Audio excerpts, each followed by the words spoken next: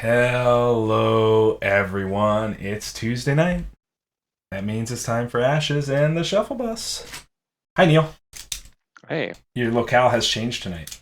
yep, I'm in Wesley Chapel. Yeah, I don't know what Wesley Chapel is, but fair It's a enough. northern suburb of Tampa. Got it. Dog sitting again. Hey, I mean, you gotta take care of those dogs, man. It's important. Yeah, they had a family emergency. They had to leave town like ASAP, and I live close enough to here Yeah, and always nice work when you can. remotely, so I can Always, always make nice it when you can work. help family out like that. So hopefully everything's okay for them and it all works out. But we are we're here alive a little early tonight, so obviously not a ton of viewership yet, but that's okay.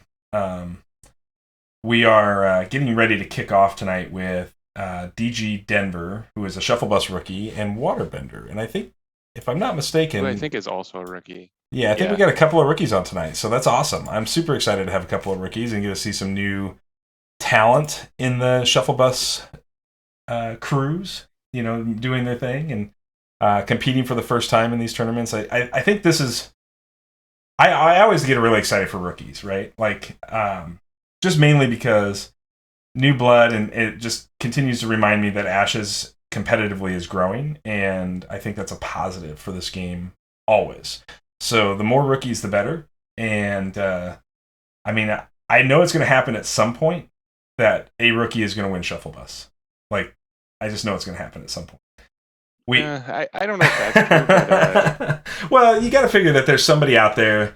Um, hey, I mean, Grieve Valoran, thanks for first time chat, dude. That's awesome. He says, perfect. I just started out as well, so it'll be cool to see how new players play. Absolutely, man. And I think the best part about Shuffle Bus, and uh, I know I'm biased here, but the best part about it is you play against the best players, and when you play against the best players, you learn so much about your game. Even if you take a few lumps along the way. And I always talk about it like as being a growth mindset. And I know lots of our followers have know this and have heard me say this a million times, but I don't focus on the outcomes of my games very often. I focus mostly on whether or not I learn something about how Ashes plays and how I play to get better. So, it's a process, and I've been playing Ashes for over a year now, and still learn every single game. I learn something new.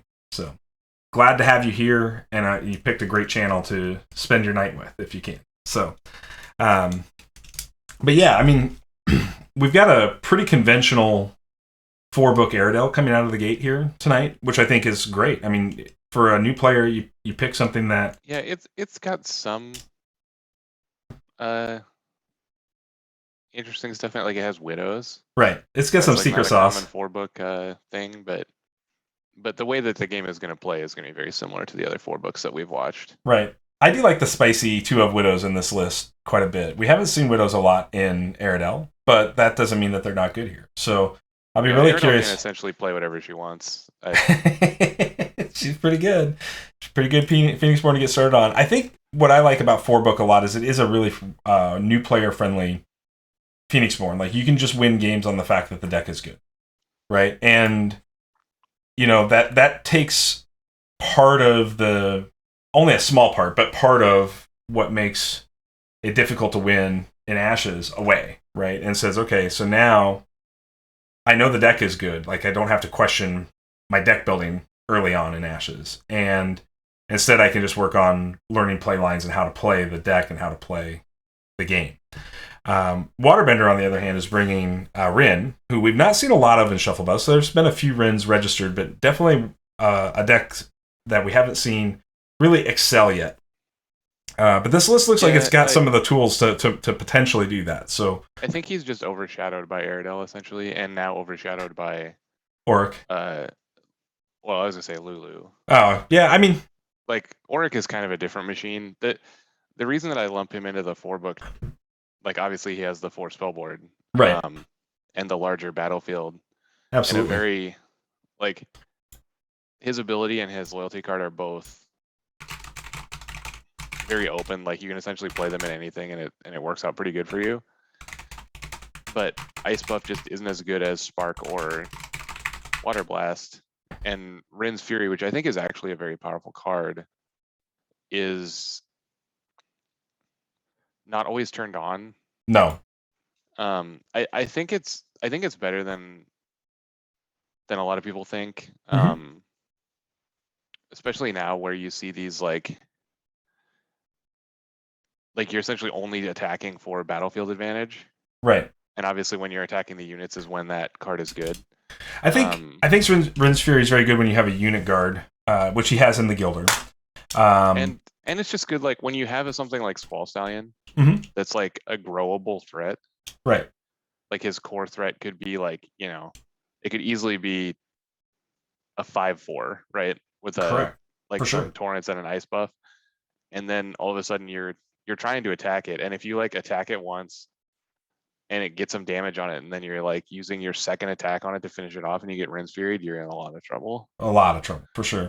I do think Stallions is a nice synergy with Rin, and I think that's something that's a kind of a hangover from the 1.0 days, if I'm not completely mistaken on this. I'm not sure did Rin's Fury get changed from 1.0 to Reborn. I don't remember for sure. I don't know that. But the end of the day, like, my favorite play with Rin is Rin's Fury alongside Steadfast Guardian. Just because the Steadfast has alert, so like you actually get to keep the unit up. Like you can defend your PB, which is one way to play around Rin's Fury, is just attack PB all the time. God. You want to know what the old Rin's Fury does? Sure. All right, I'm gonna read this, and you're gonna have to parse it because it does. Like, I had to read it twice. Okay. So the old one was 3 basics. Oh. It was an action spell. You may select up to 5 dice in your exhausted pool, re-roll them, and place them into your active pool. You may spend any number of frogs just rolled to deal that much damage to target unit of Phoenixborn. So it was like +2 dice because you spend 3, get back up to 5. Right. And then randomly, like you can ding them for how many frogs you rolled. That's a lot better. Well, obviously, any dice recursion is pretty sweet, though. Right. I don't know how well that offsets. Like, obviously, this card had to be reprinted because it sure. Reborn rolls. Yeah. So, I mean, I'm really excited to see how these two players play, and I will let you know they are set up here. So we're going to cut over to the game here right at 6:30 and get this party started. Neil, I don't know if you're in Ash Techie yet, but I am here. All right. So we're going to get cut over here, folks, and we'll talk a little bit more about these decks as we do this. So Rin versus Waterbender. I'm sorry, DGDENVER versus Waterbender. Aradel versus Rin. This is what I get for looking at the screens trying to do this. But I will keep the UI up to date for you all through this, and we'll talk about their plays. Looks like Waterbender has his first 5 definitely figured out because he just quick slams those 5 cards into hand. Looks like Gold's in a similar boat. I mean, both these decks I think are going to just start 4 ready spells. Yeah. So it really comes down to that flex. The Aradel will be on the 4 books for sure. The Rin, I don't know if he'll start Magic Siphon or not. I know Waterbender likes to start Magic Siphon. Right. I don't like the first 5 Magic Siphon, but there's only 1 in the deck, so if he wants it, it's now or never, kind of. Right. So Waterbender does roll 4 basics to Gold, only getting 1 basic. Not a lot of power sides for Gold here. So, I mean, the rolls are kind of even coming out of the gate here. Looks like Waterbender's choosing to go second, so he's going to give Gold that first player token here. So that'll be...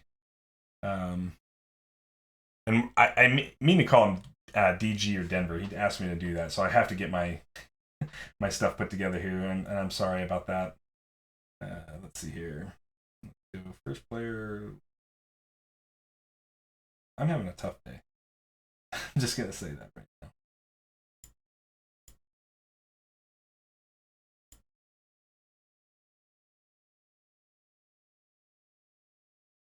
There we go.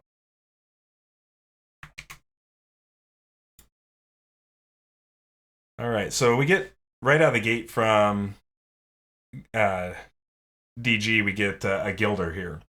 I like Gilder as a first play when you're playing 4-book Aradel. It's a nice answer card to whatever. Essentially, you just want the unit guard first almost every time, right? Like absolutely. And Gilder has the added advantage of having a come into play ability essentially. Mhm. So you know you're going to get your value out of it. And Waterbender just puts down Bear to start. That'll be interesting. So this specifically, like on the play, I think I would go Gilder. If I see my opponent put a Gilder book into play, starting Prospect Bear is just fine. Yeah, I think the interesting thing about this deck is it Aradel has a really good way to deal with 3 life units. We know that, right? So we just see an answer back from Gold in his own Frostback Bear. But this deck has 2 3 life units in its first 5, right? And so that creates some problems for Aradel to keep up. Yeah. And it'll be interesting to see if he like skips out on his Gilder and plays a Golden Veil instead. Because he has the one of Golden Veil. He's definitely holding the dice for it. I guess you're talking about Waterbender. I'm talking about Rin, yeah, because you were saying how easy it is for Aradel to kill the bear. Right. It's so we're just dangerous to like Gilder the bear, right? You have to like Water Blast it first, see if they Golden Veil it, and then Gilder it. Right. Because they're gonna Golden Veil the Water Blast, I assume. Yeah, Kai adds a good point here. Ice Buff does mess with the Aradel math. Absolutely, Kaya. Ruby Cobra coming down from Gold here as his 3rd turn. Then goes back to Waterbender here. So Magic Siphon as a first 5. Yep. So there's the Magic Siphon. I've played against this deck a lot in testing, and I know that he likes that Magic Siphon right away. Yeah, it's interesting because it kind of goes against the conventional wisdom of a lot of what we would consider top tier players. But he does roll down the charm die to force the meditate for that Cobra and roll up his own charm die, which would indicate to me, or at least he's bluffing the Golden Veil, which is well, yeah, it's either Golden Veil or it's Gilder, and I think it's probably Gilder. So we just see Frostback Bear come down from the Aradel player here. So Gold just going ahead and putting that Frostback Bear out right away. Probably you're seeing early Frostback. The Rin can afford to take 2 from this Frostback. I don't think he'll attack with it immediately. Just throws a Stallion out. I like the Stallion a little better, I think. Because the Stallion takes more time to come online, so getting him earlier is better. And he gets the draw earlier too, so if that affects his plays for the remainder of his first 5, then throws that Ice Buff on. That does take away that Gilder Aradel math, as Kaya had pointed out. Yeah, I mean, you 100% have to do that to your whichever one of Bear or Stallion you want to survive, and I assume it's always Stallion. Yeah, I mean, Stallion definitely represents a singular large threat that, if it remains on the battlefield, can become unwieldy, right? It can be hard to deal with. So I think it's really hard to tell. I think that normally this is the play. Here we see the Mindfog Owl. Yep.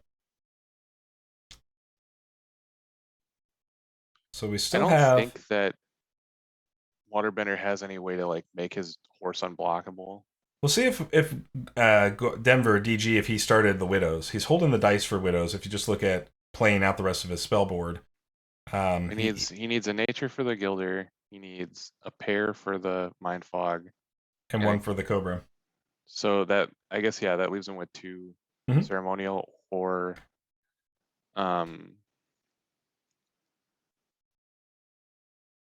So what would we have for the 2 dice card from Waterbender that would have a sympathy nature, like one of those colors in a basic, or something of that nature? Because I'm not sure exactly what that card looks like here.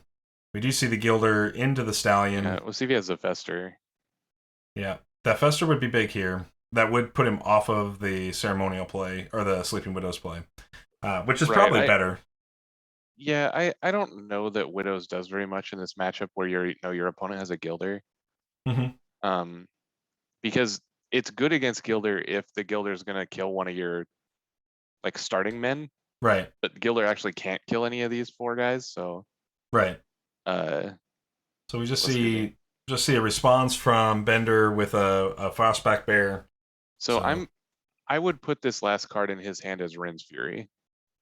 Well, it can't be a I don't Rinse think it's Fury gonna. unless he's gonna forego the Gilder play. Oh right, he hasn't summoned Gilder yet, so it's a one. So one Uh, die, and I just don't know what that would be, and I don't have his list up in front of me, so I'm just trying to rack my brain uh, on potential nature and dice for it's one. one nature dice. Yeah, Um, Ice Trap. could be an ice trap. Ice trap would be generally speaking pretty good here. He does have that Fester as the last He one to needs to destroy that stallion. meditate. Yeah, okay. So the Aradel has Water Blast up plus Cobra and Mind Fog are the last Yeah. four dice. So do you ice trap the Mindfog Owl or the Cobra? Probably the Mindfog Owl, although the Cobra does represent a real threat as well, so it's hard to Yeah, make that Killer. decision. I thought that it was a Raptor, but he actually doesn't have Raptor in his list. So he's. I assume he's going to need to meditate here to have the Ice Trap, and you definitely Ice Trap Mind Fog Owl. Yeah, I mean Um, he can still make Gilder and still leave that last nature die up. So right, which is I assume will be his turn here. yeah, Um, so he does meditate up, does lose a River Scald in that. Does that's make the okay. Gilder. Yep, and I would River imagine you Scald shoot the is Frostback Bear just because you like, can trade with the Frostback Bear favorably here. Then yeah, I mean, you don't really trade with it favorably, but well, you kill his bear, he doesn't kill yours. right, your bear is going to be dead by the end of the turn, though, given the way this turn has played out. You think so? If he's got Ice Trap, the Mind Fog Well, I doesn't guess the land. Mind Fog's not going to survive. Right. Water, I mean, he has Water Blast, so like, water, something's going to get Water Blasted. Sure. Um, So there's the there's the Cobra. Cobra. I mean, you're just kind of. I don't think this game is going to go to fatigue milling just based on the way these two decks are built. So the Cobra Right, I is. agree that this is like, I mean, if one of them is going to get milled, it's going to be Waterbender because Mhm. of Cobra. But I don't think this game will go to decking. Especially where Waterbender rolled well enough, you only had to meditate one in round one. So Well, and he has a Magic Siphon in play. right, But absolutely. this is going to be the kind of thing where you see the weakness of first five Magic Siphon Mm-hmm. because essentially, he's down a card in his first five.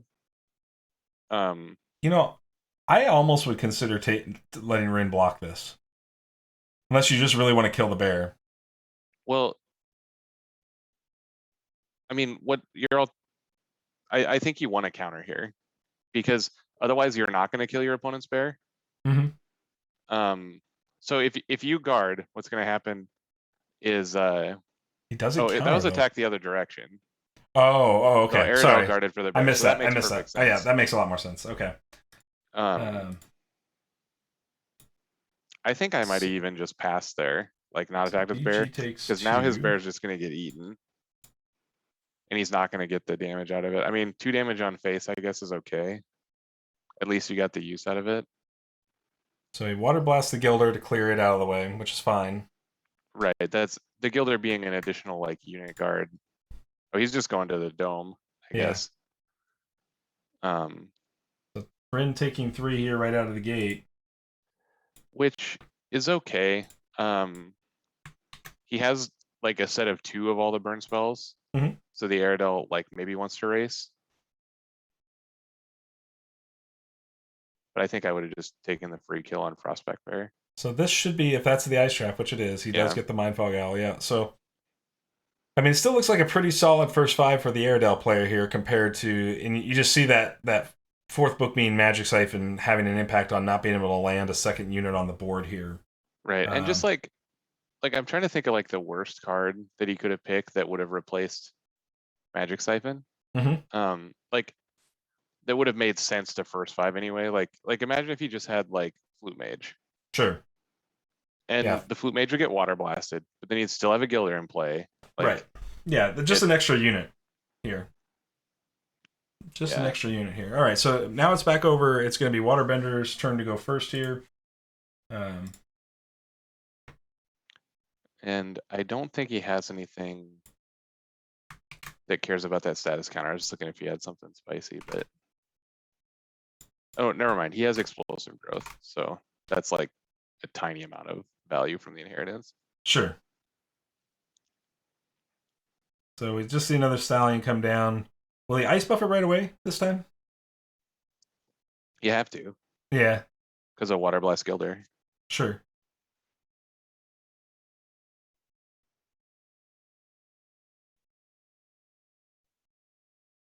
I assume you have to. Maybe like at this point you are off of the Stallion play and you just like let Want to him protect try to. bears. Yeah, I think like to some degree I'd want to try to protect the bears, right? So Well, he didn't do that either. He just Magic Siphoned. no, but I mean, Um, like by keeping the Stallion open, you're going to eat the Gilder play and the Water Blast play into his Stallion, right? And well, you're gonna lose whichever of the two guys now because you didn't water or because you didn't ice buff. If he wants to kill one of your guys, he's gonna pick the one that he thinks is better.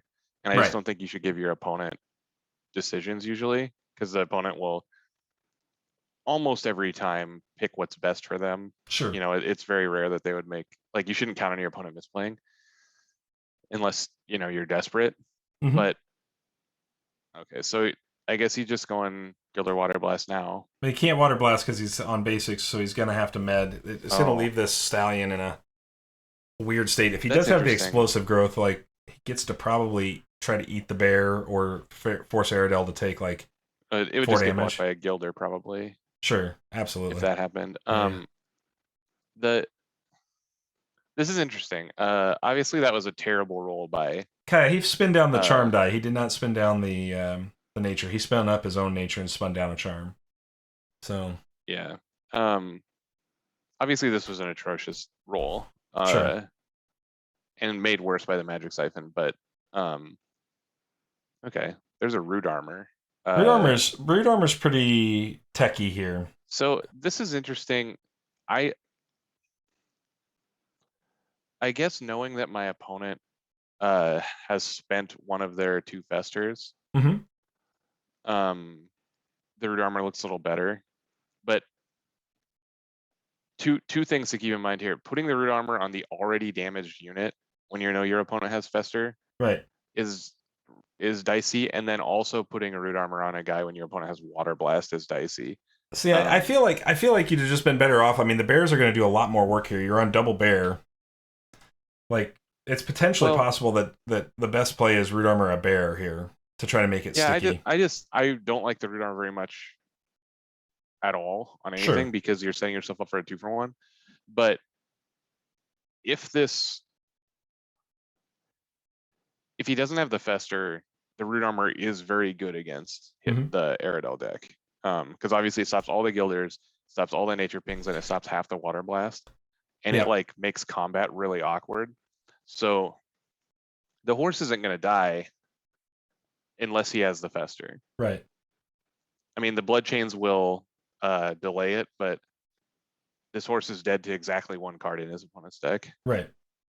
And if it gets attacked into and you do have the Rin's Fury, like then right, and he definitely could have Fury to protect it from any attacks. Like attacking into the Rin units is also dicey. That's right. It's a real risk for sure. So we are seeing that Magic Siphon do work here in round 2, obviously, but that's compounded by Gold's pretty poor roll in round 2. Right. I mean, if this goes to decking, maybe the Magic Siphon mattered. We'll have to like look at the life totals at the end to see, because right now it's been 2 Magic Siphons. Obviously, it'll just be a Magic Siphon for a return of the game, unless he decides to do his like change 2 of his own instead of going with. So far, we haven't seen that play though. DG, but we'll see. I mean, for sure, you got to be the Aradel deck's got to be considering now, like going meditating at least 2 to try to get their second bear out and get another Ruby Cobra out. But this is getting to be a pretty large board for that Aradel here, and I think that's that's going to become a problem for this. And we do see a meditate into explosive growth pull away here because there's no way to make the horse unblockable. The Aradel deck's going to win the race because they have bear and mind fog, and they're fighting essentially only bear. Right. Because as long as there's a Gilder, that horse is not a big damage threat. Right. So our own Gilder going into Frostback Bear here. So we will get 1 bear cleared. He has 2 Crescendo, so like it's possible he could engineer a situation that the horse could get through. But yeah, he's actually going to be in a pretty good place here for just put 4 on Aradel through the Frostback Bears if he can control this last bear. It's going to depend a lot on what these final cards are. Yeah, I mean, he can't really like attack. I don't think that it feels bad to be trading like 4 for potentially 6 or more Sure. against an opponent that has 6 more burn spells than you. Sure. So it's very possible he needs to just leave these bears back as blockers and also grow the horse enough that it can block. Sure. Um, Yeah, I mean, the horse becomes a big enough threat, but does the Waterbender deck, because again, I'm not looking at the deck list, actually have a win con outside of Bears and Stallions, though? no, not really. Yeah. I mean, that's what I thought. So you really can't afford to hold it back. Horse. Right. Well, I mean, you definitely can, because the horse has the potential to get big enough just to kill him. Sure. You know, I don't think that you should be trying to race against a deck that has 6 more burn spells than you and the Mind Fog. Sure. So we do see he pulls the Frostback over and then decides to clear it. So we'll see if he goes ahead and takes this 2 points of damage, taking him down to 12, and he does. I wonder what his plan is here, because he's out of books. I mean, he has a nature ping, I guess, to finish that bear off. And you don't have to do that this turn now, right? Like, that bear is not going to get any stronger. I guess you still have to, because your opponent's going to go first top of round, so you don't want to give him that bear as a top of round. But... Right. You just need to make sure you kill it before it gets an additional chance to attack. Right. And Waterbender or DG does meditate that ceremonial die up, indicating potentially he has second Fester, which would be very good for him here. If that's his the deck case. Also has Final Cry and Blood Chains, like, and Choke. Like, it could be any number of cards that he's trying to play there. Sure. Even has Reclaim Soul.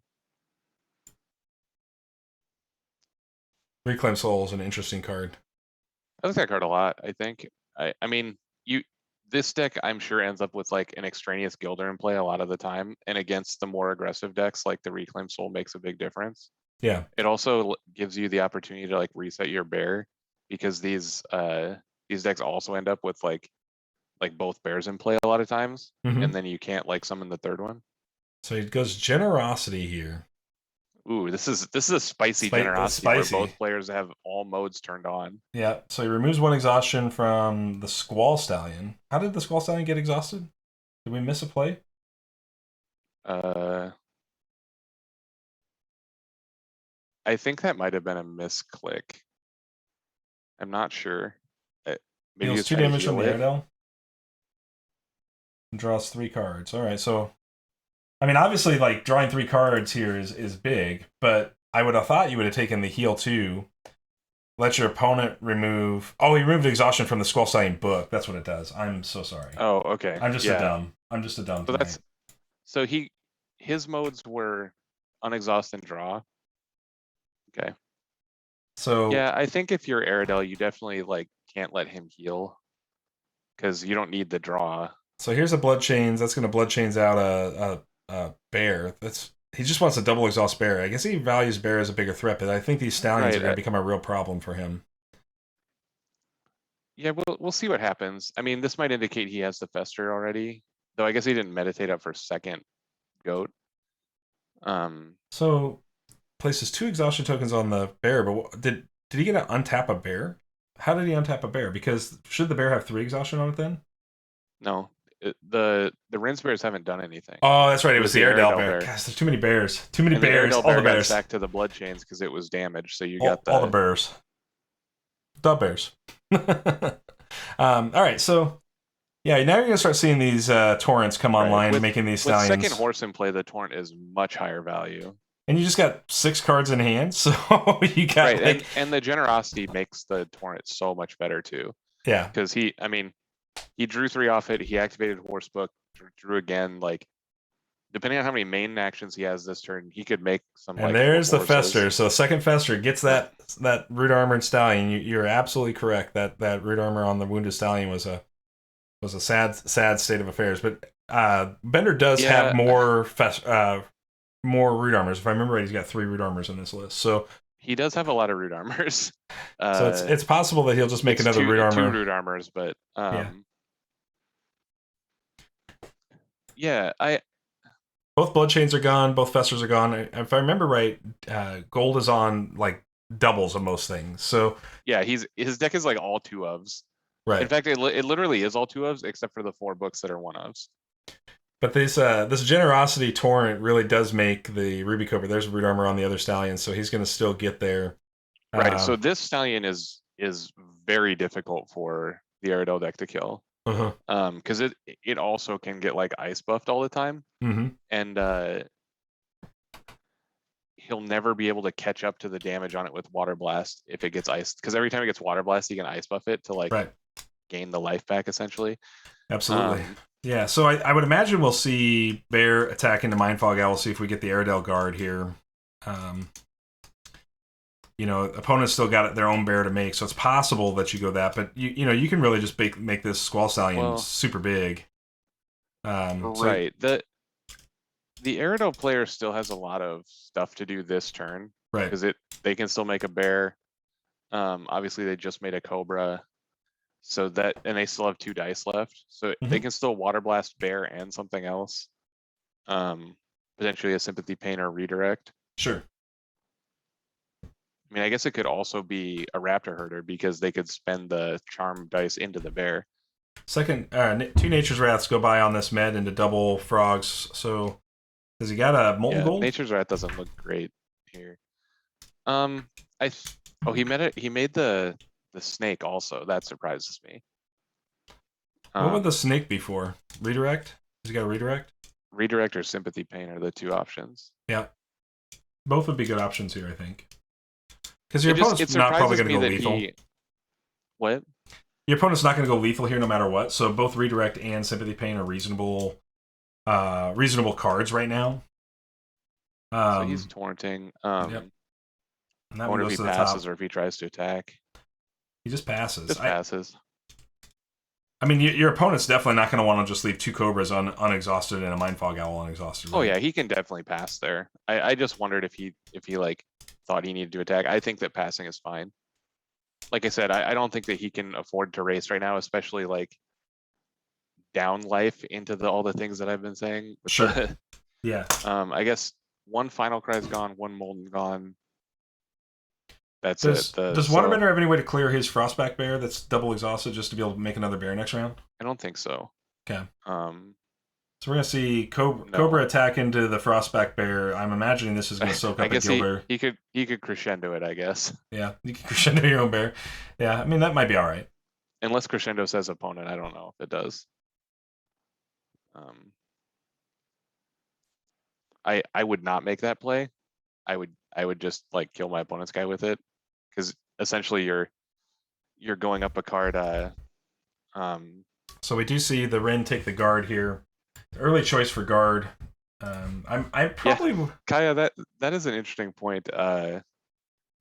You can essentially like play mind games with the Cobra with your torrents, because if you torrent one back on top, is your opponent like more likely to attack with Cobra to mill it? I guess it wouldn't matter, because this deck, this turn anyway, he has no way to draw it again immediately. But like, if he had dice up, would you be more incentivized to attack to mill the card you put back on top if you chose top with torrent? That's kind of a like weird little mind game. So one of the interesting things would be if you take the one from the Cobra, but he is threatening a Molten Gold. It is possible that he can Molten Gold your bear away. I actually think that's actively bad, though, to kill this other bear, but maybe it's not. Well, he's definitely not going to Molten Gold the bear that's tapped. Sure. I'm just talking about the one that's now ice buffed. He had the opportunity to kill it or leave it. Yeah, so we see the Aradel spent that Charm Snake into this bear. Yeah. Which I think is a strange choice. Does get the Gilder Pain for it, giving that Squall Stallion an extra status token. He is going to get in for an unblockable attack from the Mindfog Owl here. So he's going to get 2 more damage from the Mindfog Owl no matter what. But I think how does he get in unblockable? Well, because if he attacks with Snake, Owl, and Bear, yeah, or any of the Gilders, I guess. Yeah. He's got enough attackers that he can supersede the battlefield here. and the only one that can really kind of walk around is his own Frostback Bear. I mean, so there is a point here where you could pressure the Mindfog Owl with your own bear, but it's not really getting you anywhere. But at the same time, it's forcing the Aradel guard, which does allow that Squall Scion to hunt later if you want to. Yeah, but you're taking a lot of damage doing that. Like, if that's what you do, you're taking... Well, you're taking this... you're still taking the same amount. Well, you might take 6, actually, because if you send Bear into Mindfog Owl and he Aradel blocks, then next turn he can attack Gilder Owl, and the Owl's unblockable. How did the Squall Stallion get a... Oh, Gold gave the Squall Stallion a counter. That can't be right. I don't think they want that. Oh, he clicked inheritance on the yeah, horse. I don't think he wants that. I don't think he wants to... Yeah, there we go. They're going to correct that. So what I was saying is that if you pressure the Aradel guard, your bear becomes tapped. Next turn, he attacks with 1 Gilder and Mindfog, gets in for 2 with the Mindfog, and then you can attack bear with horse, I guess, and then still take 2 more from Cobras. So you're taking 4 either way, and if anything bad happens, you're taking 6. Sure. I mean, I guess with only 1 dice left, like, what are the bad things that can happen to you? I mean, at this point... Well, you take 4 is bad enough, probably, when you're... like the best case scenario is you take 4. I guess the worst thing that could happen is if you attack into Mindfog, you get 2 damage on Aradel, Mindfog Owl and Bear counter into your 4 life bear and kill it, and you still take 1. But you lose your bear. He's just gonna go to face. Like, the Aradel player has incentive to just go to face. Like, he's never gonna win the battlefield battle now with the giant stallion with root armor and the bigger bear, but he has the ability to make these guys like attack through. So the Rin player can just like never attack. Oof. And now his last card is Raptor Herder, so like... This is a big attack. Big attack here. I mean, I still think it's better to like... You send like Gilder, Hatchling, and Owl in 1 attack and see what he does. Maybe you send them all? I don't know. I'd probably send them all. I mean, at what point do you not? Like... They can only block 1. He's either going to block the bear and not kill a bear, or he has to block a hatchling or the Mindfog Owl, and then he can't block the Mindfog Owl because he's got more attackers. So you're going to get in for 1, 2, 3, 4, 5, 6. Pretty easily get in for 4 here, and own top around swing. Like, your opponent has to block the hatchling here, or the bear. And if he blocks the bear, like, he doesn't actually take a unit off the field. Well, he could block the bear with horse and it would die. The horse is exhausted. He attacked with the horse. He ate up a Gilder on the horse attack. He doesn't... That's what I'm saying. So he's only got 1 blocker here, so you might as well have sent the Mindfog Owl. Yeah, with one blocker left, I think you just send the squad. Yeah, I think this was a little bit of a conservative attack for... With no dice up on the Rin, it doesn't actually make any difference. Because all his unit... Like, the bear can't kill any of his dudes because of the Aradel block, so it's not going to attack. So now it still can't block the Owl. Right. And wait, did we pass turn? No, he's just torrenting. So the literal the same amount of damage is getting through. Sure. But why take the extra action? I mean, what's the reason? You did give your opponent 1 additional torrent that you didn't have to. By doing that, but And now you can, I mean, you know this Mindfog Owl is going to get through anyway, so you're going to get to put 2 damage on the Aradel. You could have just, I mean, you would have taken the 2 damage anyways. The Mindfog Owl is whatever. Like you just left. I'm not sure it made any difference. Oh, and he didn't even bother to pressure or use the Mindfog Owl. I think that's a pretty big mistake here because I think you're going to have a hard time to go lethal now against this, and you had opportunities to go lethal. Passing there, I don't think was very good. Yeah. I think DG had a real opportunity there. If he uses the Mindfog Owl to take you to 12, he's within 5. I guess it's 2 additional damage. So that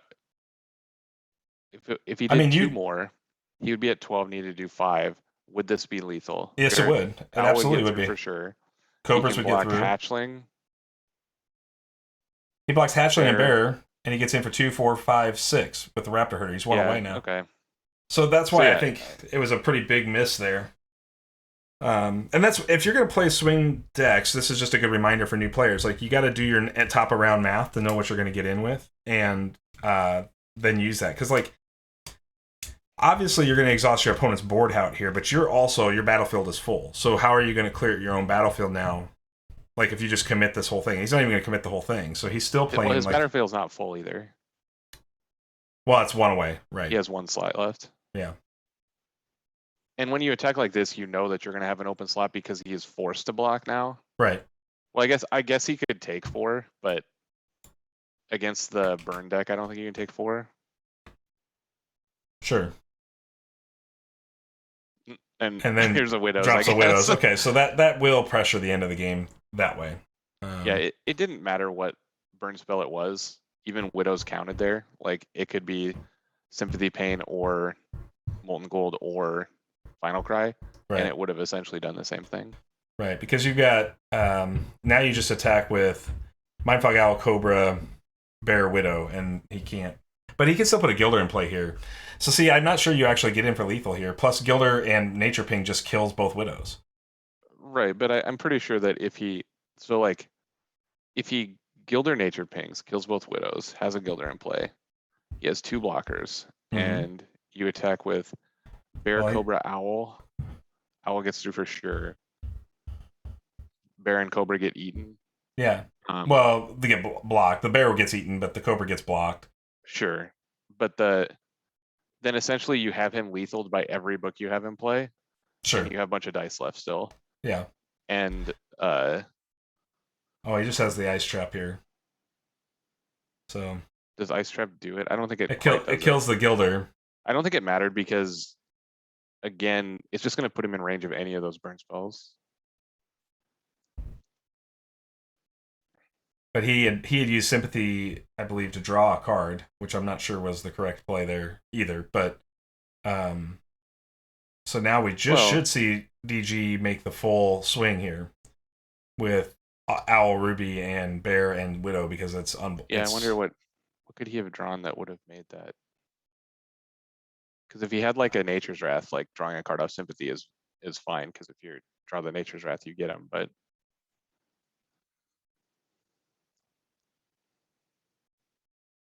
is this lethal? 1 blocker. So you block the 2 from the Bear. Yeah, this is lethal. Yeah. Block the 2 from the Bear. Block 2 from any of the 2-power guys. Take 5 and die. Yep. So this is definitely going to get there for us. You know, I've seen a lot of burn.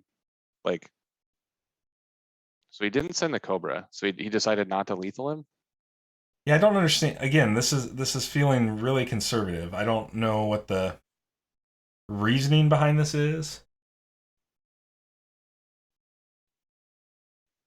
Because I'm looking at the list trying to figure out what he could possibly have.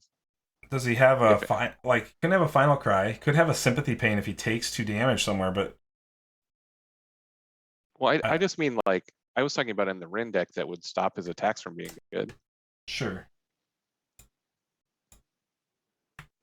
So here's a Skull, discarding Rin's Fury, kill Cobra, I guess. I mean, you got to do it. You got to do it now while he doesn't have the Final Cry up, I guess. Yeah, for sure. There is still a Final Cry in his deck somewhere.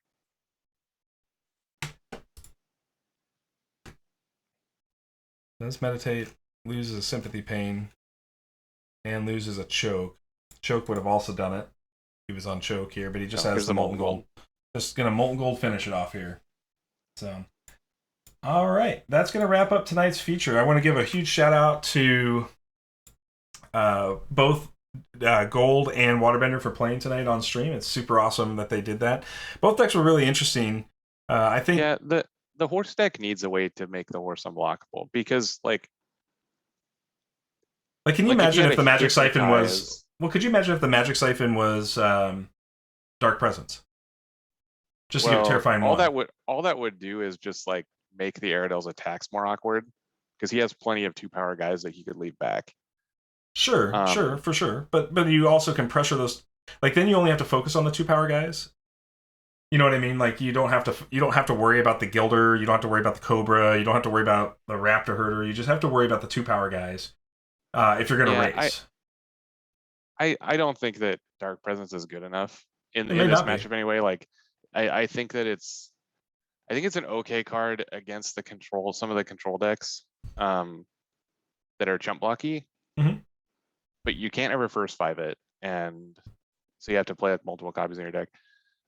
But if he had a way to get the horse through, like his horse right now, if he had an explosive growth, is lethal on Aradel. Yeah, for sure. That'd be 16. Right. So yeah, I mean, I think that you just, you have to play to your outs here a little bit, and I do think that there was a chance he could have made, kept that both root armors in round 2 in play, and really saved some potential. But yeah, I mean the root armors, while they made the horse unkillable, had very little impact on the game. Yeah, there was almost no. I guess there was like one combat that the horse got in, and it saved it 1 damage, but like obviously that didn't do anything. I think Waterbender's big mistake was trying to get aggressive with the horse. If he was going to get aggressive there, he had to get aggressive with the bear. Right. Because I'm not it would have sure reduced the blockers. Could do. Yeah, it would have to be something weird, like he really needed a crescendo. It would have to involve like getting to a board kind of like what we're seeing right here, and a deep freeze. Yeah, and or a crescendo. Do anything. Or crescendo. Right, or a crescendo, just something that like removes that last blocker. Yeah. Crescendo would be the best one, because you could I mean, with his dice up right now, he couldn't do it, but there's definitely potential that like his deck would have the ability to like explosive growth, attack with horse, crescendo Gilder, Aradel dead, right? Like right, absolutely. But that has to happen like last round. Yeah, Kaya says it best. I think the best line might have just been dragging the game out with Siphon to make the horse a super blocker with root armor. Yeah, I think that at that particular stage, right? Like, well, no, because he ended up using Magic Siphon every turn. But he ended up using the horse as an attacker. That's he didn't have to commit. He attacked with horse. Right. So, did that save him 2 damage? No, well, it killed a Gilder. Yeah, I don't know. It seems very difficult to run the horse without any like make it unblockable stuff into a 4-book, because the 4-book is always going to have dudes. What's been my experience? What's been my experience with horse, just in testing, because I do think the horse is interesting and I think it has some potential for sure. Is that you either win by a mile or you lose by a mile. It's not. There's no in between game with it, because it's either a 0-3 that does nothing, or it's a 6-3 that wins you the game, right? It just doesn't. Right. I mean, I wouldn't call it winning by a mile necessarily. Well, because if you made it into a 6-3, you put work into that. It's not just because it's 1 attack instead of 5 or whatever doesn't mean you haven't played the same number of cards or torrented a bunch of times or done work. It's it's kind of like Snake, where it's like you play this long game where a bunch of stuff trades and you just have one giant guy left. Like, just because you attack only 1 time doesn't mean that you didn't play a close game. No, I'm not disagreeing at all. I'm just saying that from a health perspective, there's no like middling ground where like I'm chipping away at you, you're chipping away at me, and it's going to come down to the last set of plays. It's going to come down to the last set of plays, but it's going to come down in such a way where either you're just killing me and I did nothing for the whole game, or I'm killing you and you did a whole bunch of stuff to try to stop it. Like, you did a bunch of stuff, you just didn't get your attack in. That's a close game to me. Like, that's not, it depends. It works in a different way than you normally think about how Ashes works. Like, I played a game in testing a couple weeks ago against playing Orrick against Snake, and like you play this weird like dance of doing stuff and like kind of not doing stuff and doing stuff, and then the game ends with 1 attack for 28, right? Sure. Yeah. But that doesn't describe the game. You can't say he attacked for 28 and I lost. Like, that doesn't describe the actual play in that game. Sure. I understand what you're saying. It is what it is. I look at it as like, if my plan didn't work, then I didn't do anything. I took game actions, but those game actions, while they were trying to advance my win con, weren't enough to actually advance my win con. So therefore, I didn't do anything and I lost. That's all. Right. So if you attack for 19 into a 20 Phoenix into a 20 health Phoenixborn with 1/1s 19 times, you didn't do anything because your plan didn't get there. Well, I don't know if that's entirely true because there could be other actions, but you didn't win on your plan. So, but there could be other decision points that made a difference in whether I won or lost there. That's all I'm saying is, and it's I know it like I understand your argument. I'm not here to dispute your argument. I'm just saying that like these kinds of decks are like all your eggs in one basket kind of decks, and when you have an all your eggs in your one basket kind of deck, like your plan either works or it doesn't work. And when you have a plan that's more a bunch of 2/1s attacking, like what you chose to attack with and when and how has a huge difference on whether or not you lost by 1 or you won the game. You can go back through that entire game and see decision points as to when you might have been able to pick up that last point of damage. I mean, again, I'm just simply talking about it from a perspective of like when you have these kinds of big snake style decks, things like that. It's just the way I see those games, and that's probably why I'm not the best fit for playing those kinds of games in the first place, because I find them discouraging when my plan just can't come together. It's just hard. It's hard to enjoy it when it can't come together. So, but I understand why people like them. I get it. I'm not faulting anybody for playing them at all. I would like to see them be consistently good. It'd be great. So, okay. So we got round 2 is Schmendrix on Orrick versus Inquisitor on Leo. So this should be an interesting match. I'm working on getting us set up here. This is a pre-recorded match, so I'm going to have to share my screen with you, Neil. That will kill you. And Inquisitor, you said? Yes. Thank you to Inquisitor for recording this so we could have a second game to bring you tonight, because y'all didn't sign up. What the heck? I'm giving out free raffles. Y'all too scared to play on stream or something? I don't know. We can do better. I'm telling you, we can do better. I believe in you. So this is Leo Mill versus Orrick stuff. Yes. Both Phoenixborns have 19 health to begin. Very like defensive Orrick stuff. It looks like for doesn't sure. have like any attackers at all, really. All right. So Schmendrix and Inquisitor. Let me pull this guy up, and then Neil will cut over, and then I will share my screen with you so you can follow along, and we'll go from there.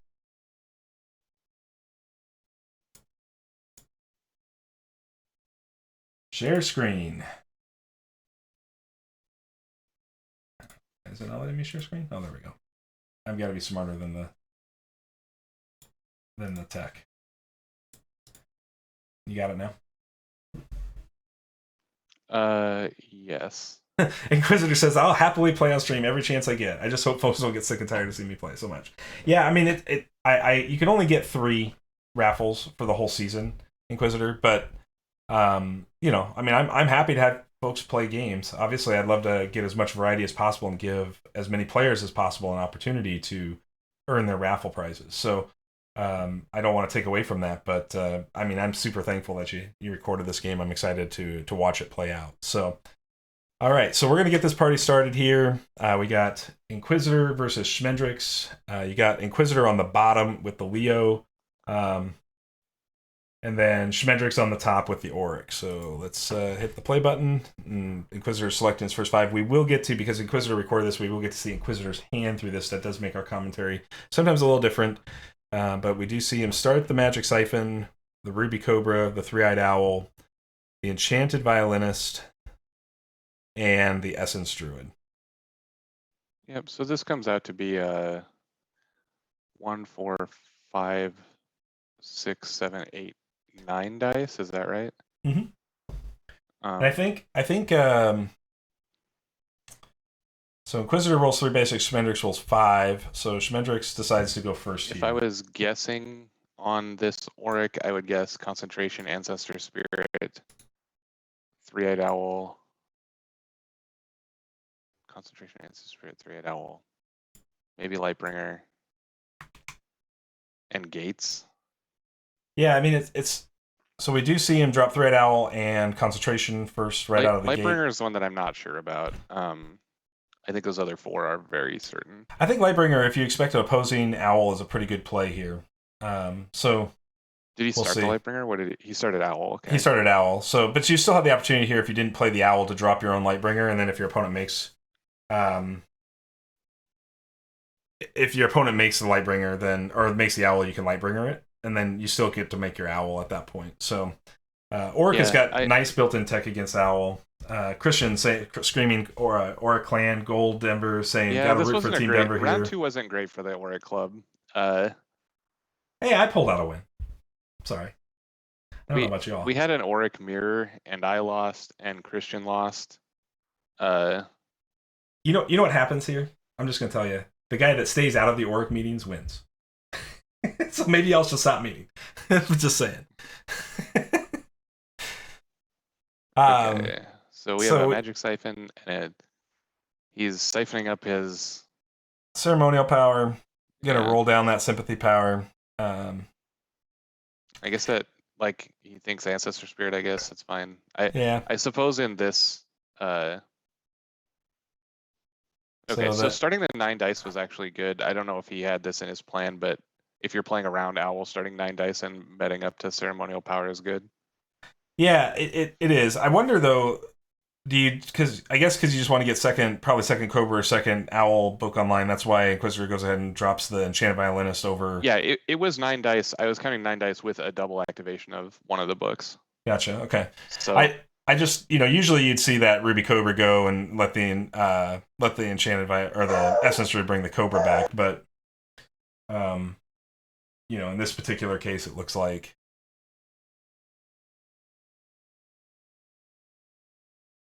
Yeah, it's hard to siphon Orrick well, right? Like, he's got really good anti-siphon tech, and he's got really good hand tech for 3-eyed owls.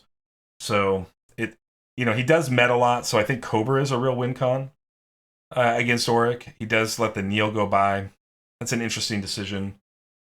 I know Neil's got a barking dog he's dealing with right now, so it'll be just a second here. But I'll continue our commentary while Neil has stepped away from the announcer's booth, if you will.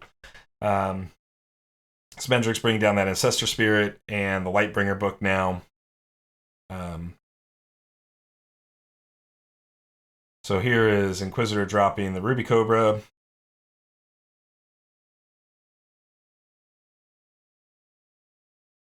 It's weird because Orrick has this weird spot where he can kind of sit back if you draw the Concentrate early off of Insight and not really do anything, right? Like, he can just kind of be the total pacifist master that he is and just wait it out, regardless of all the things your opponent's trying to do to you. So unless your opponent has a really aggressive plan, that really does play into Orrick's favor. Now, Mill, because you're kind of aggressively digging through your deck to try to find the Concentrates, can be a real problem for Orrick long term. Like, they can get you into fatigue really fast, but you also have like 10 cards in your hand usually at that point, and so it takes a long time for Owl to get there. So Schmendrix does meditate in Molten Gold here. That does and he plays a Molten Gold. Okay, so he doesn't incite the Molten Gold back, or does he? No, he did. He incited the Molten Gold back and then played it, just putting 4 damage on the Leo right away here.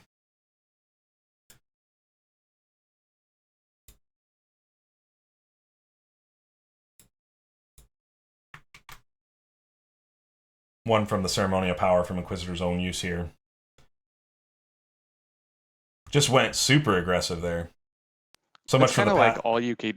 It's kind of like all you get to do in the mill matchup. Like, right. This is a race that you're not racing on the battlefield. Sure. So gets the gates thrown open off the top. Oh, he played the gates thrown open, excuse me. So now we're going to see Cobra attack Lightbringer. I love gates in terms of keeping Orrick on plan, because you don't have to dig then for the the concentrate. I think it's a good plan in Orrick. A lot of these Orrick decks are running illusion. I think it's a good plan in Orrick to have at least a 1-of gate, so that if you're in a mill mirror, you have the opportunity to gate instead of having to dig. And so it sort of gives you second concentrate. And maybe 3 gates is good in Orrick just in general. It's very possible. Second Lightbringer is very powerful here against your opponent. We do see 1 damage hit the Orrick. Interesting enough, didn't attack the Lightbringer. I guess he just wants to EV it. So he's going to meta away. He's got to meta away this Cobra book, right? Like, I think it's got to be better than 3-eyed Owl. He's not going to draw any more cards this turn.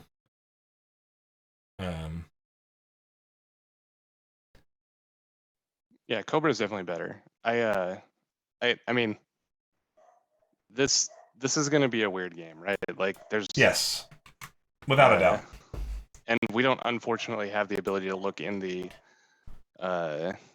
discard piles, because that's a big part of playing this game too. So it is the concentrate.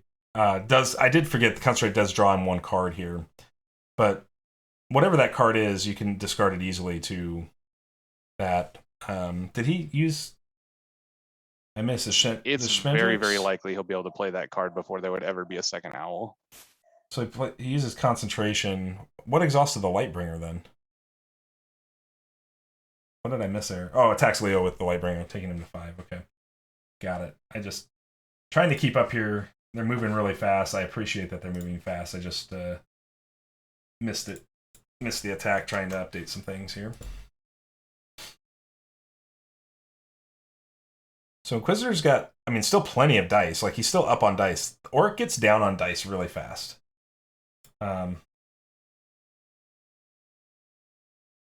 I completely agree, Kaya, that, like, if you're trying to hit the concentrates, in fact, I played a game last night where my opponent's first attack with Cobra pulled a concentrate off the top of the deck. That's a pretty good place to be. You got to be pretty happy about that. So will we see the Song of Sorrow here? I think this is a premature violinist, but yeah, you could probably waited for the Ancestor Spirit to come out, right? Because your opponent wants to still play Ancestor Spirit. This 3-eyed Owl is definitely going to pressure the Druid into play here, which is really good because now you can force the Druid to attack and exhaust. I mean, Schmendrix is really doing a nice job here of trying to control the Leo's game actions.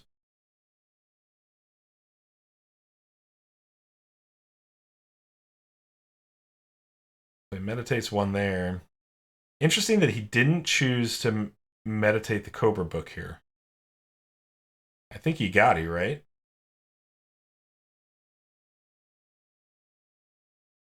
Because he's going to need 1 more for the Cobra.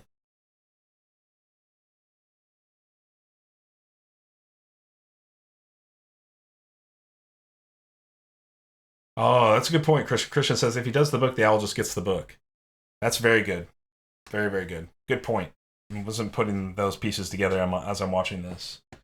I know Neil's still dealing with a dog, so yeah, that second Owl is really doing work here against an Essence Druid open for sure. Wow.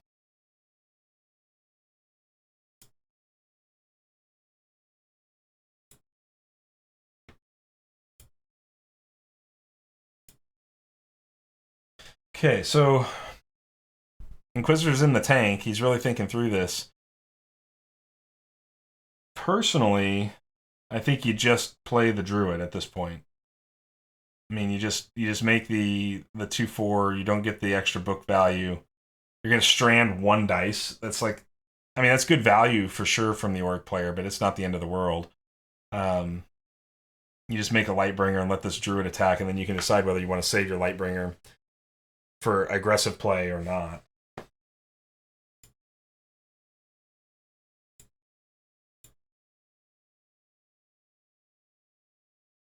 I would imagine we'll see Essence Druid attack and then make Dove, or Glowfinch, Bird, sorry.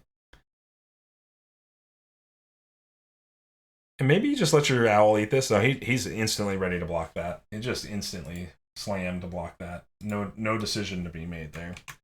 I guess that's probably pretty good. I can't check the discard, so I don't know whether or not there's. I mean, just a crescendo in discard probably means that you're okay here. You do have the opportunity if you wanted to meditate to be able to turn down the ancestor spirit, but I mean, this Glowfinch is going to block something. There's the ancestor spirit to draw. Nice card cycle here where you've already got a card in hand from that last concentrate, so you get to look at 2 cards and decide which one is the better of the 2 to keep for the next round, and then bottom the other one. And Orrick has the suite of all 4 tokens here.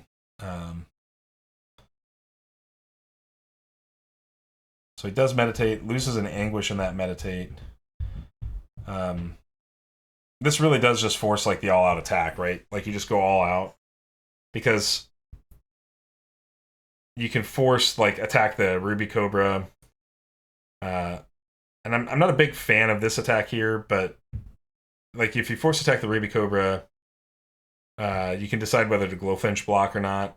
So he just takes the Orrick guard here. I mean, it's not a super great trade no matter what because he has the Glowfinch up to block the 2 attacker. So Inquisitor's going to pass. He doesn't use the charm to turn down that Ancestor Spirit.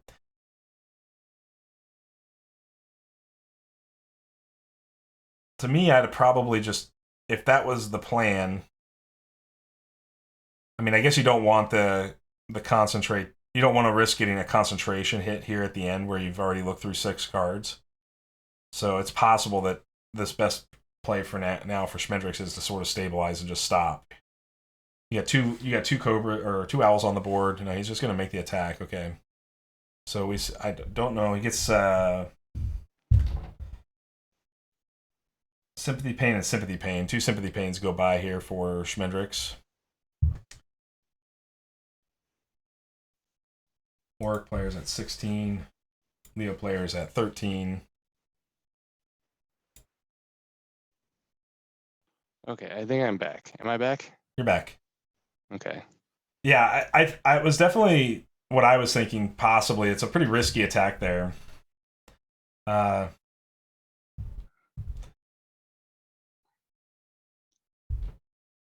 So second Magic Siphon, 7 basics for Orrick, but Orrick doesn't care about 7 basics. No, just doesn't care. I'm gonna promise you right now through concentrate and I guess he just meditations. has the 1 concentrate, but yeah, I mean he did. He did 4. He built a concentrate. He has not yet. So he just got 4 more cards. I didn't see him discard that 5th card, so I don't know what the 5th card is here. He's gonna Enchanted Violinist this Ancestor Spirit. Do we have the Reflect? We don't. Okay. Hits a Turtle Guard. Doesn't look like Turtle Guard. Turtle Guard doesn't look like very good here, so it's probably it's not very impactful. Yeah. So the big risk here is if he didn't draw a concentrate, it's getting down to the wire in this deck now, where the Enchanted Violinist is doing a lot of work here. He doesn't attack. He's just going to try to hit the hand. No, he's debating it here. All right, so he's going to Memory Drain. I mean, there's got to be, of those 5 cards, there's got to be one that's your worst of your 5, right? So this is just activate mill 1. It's not right. Like, yeah, 2 shadows, whatever. Yeah, 2 shadows. Although 2 shadows does look pretty good into that Essence Druid if you can force the exhaustion. I kind of disagree with that. Okay. Because I don't think that Essence Druid is going to do anything this game. Maybe. It'll sit there. But because the only thing that matters in this race is cards in Orrick's deck versus status counters on Orrick,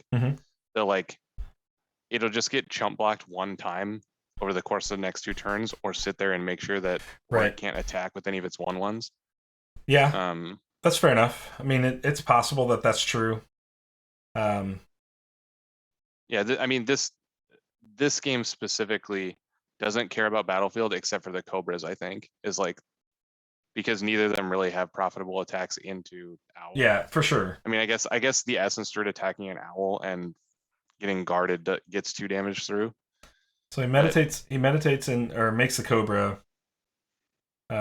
These Cobras are a real threat for, I mean, this Enchanted Violinist and Cobra are doing all the work here, right? Like, I mean, to a certain degree, the Owl is now as well, but I still think you had an opportunity as the as the Orrick player last round to make sure you could ping a 1 life thing like Enchanted Violence if you thought your opponent was on it.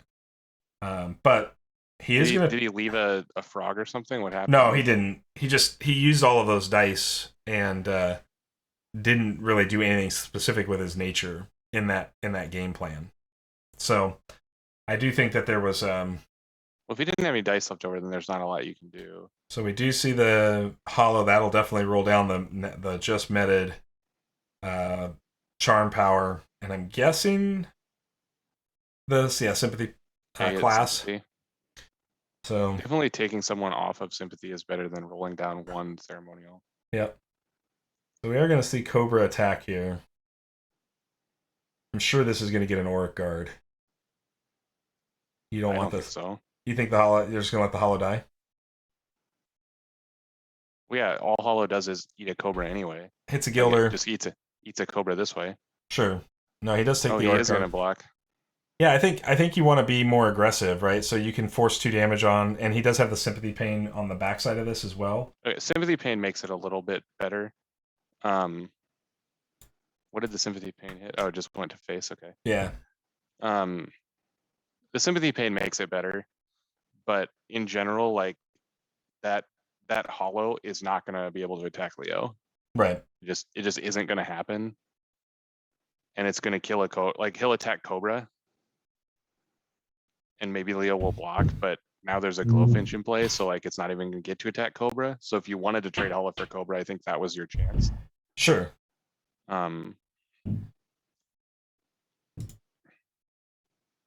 So what's he gonna? He's gonna let. I think he's gonna let the Golden Veil go. Yeah, I don't know what targeted spells. I don't have the deck list up anymore since I crashed, but let me look.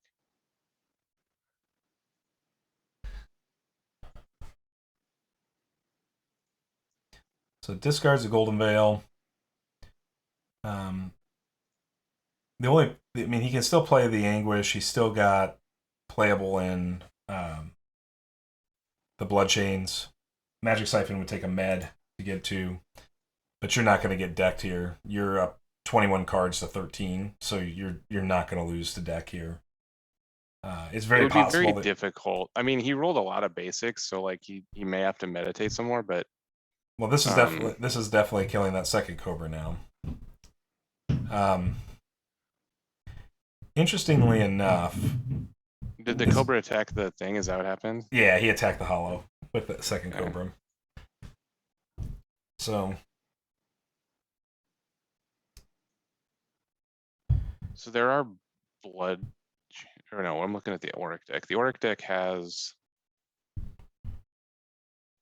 essentially nothing that you really want to Golden Veil. Right. It has a single Fate Reflection and 3 Sympathy Pain. But the Sympathy Pain, obviously, he's been sending to the face. Molten Gold also, I assume, will go to the face. So I think the Golden Veil is actually dead. Leo player does meditate a Mindfog Owl. Not that I think the Mindfog Owl matters too much here, but that is the meditate that he got off of getting ready for this other Magic Siphon here. Did hit a concentrate, but he did med it, so he was able to insight it and bring it back. Play a Molten Gold to put 11 so on. This is round 2. Right. So he'll go to 4 counters in round 2. So if he draws the other concentrate, he can awaken in round 3. Yeah. Because he doesn't have an additional gates, I don't think. No, only the 1 gates. I would suspect we'll see. So, I mean, you're definitely going to see, I think, just side action, concentrate, main action at this point, holding all those basics. You might as well, right? And what is the conjuration limit on 3-eyed owl? Is it 2 or 3? I think it's 3. Okay, so he's got room to make another. Who knows? He's got another room to make another owl here and just continue to pressure hand with owls, right? Like, so he does concentrate. Yeah, there brings are 3. Back. I think it's going to be hard to hit Awaken State for the 3, 1 for each eye. Thanks, Kaya. That's very thematic. I had not considered that. Well, then that doesn't make any sense. Then it'd be a 9-eyed owl. There should be 9. 9. But Christian says 9 owls. Right. All right, so we do see the Ancestor Spirit cycle for more looks at Concentrate. Does return a card to the bottom here. Gets third Concentrate. This puts the Orrick firmly in the driver's seat going into the next round here. I think that might be an overstatement. It gives him a chance, is what it does.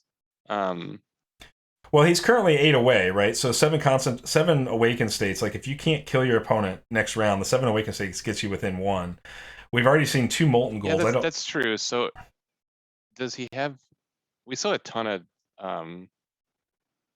dice on the Leo side, right? So yeah, but the Leo side only has 3 cards left: an Anguish, Blood Chains, and a Magic Siphon. Yeah, but this is like a sympathy draw for something. Round, right? Does Inquisitor have any heals in his deck? What would he have for heals? He would have Reclaim Soul. You're possibly? talking about Schmendrix? No, the Leo. Oh, no. Okay. So the best you're going to see here is an Anguish play, deal 4.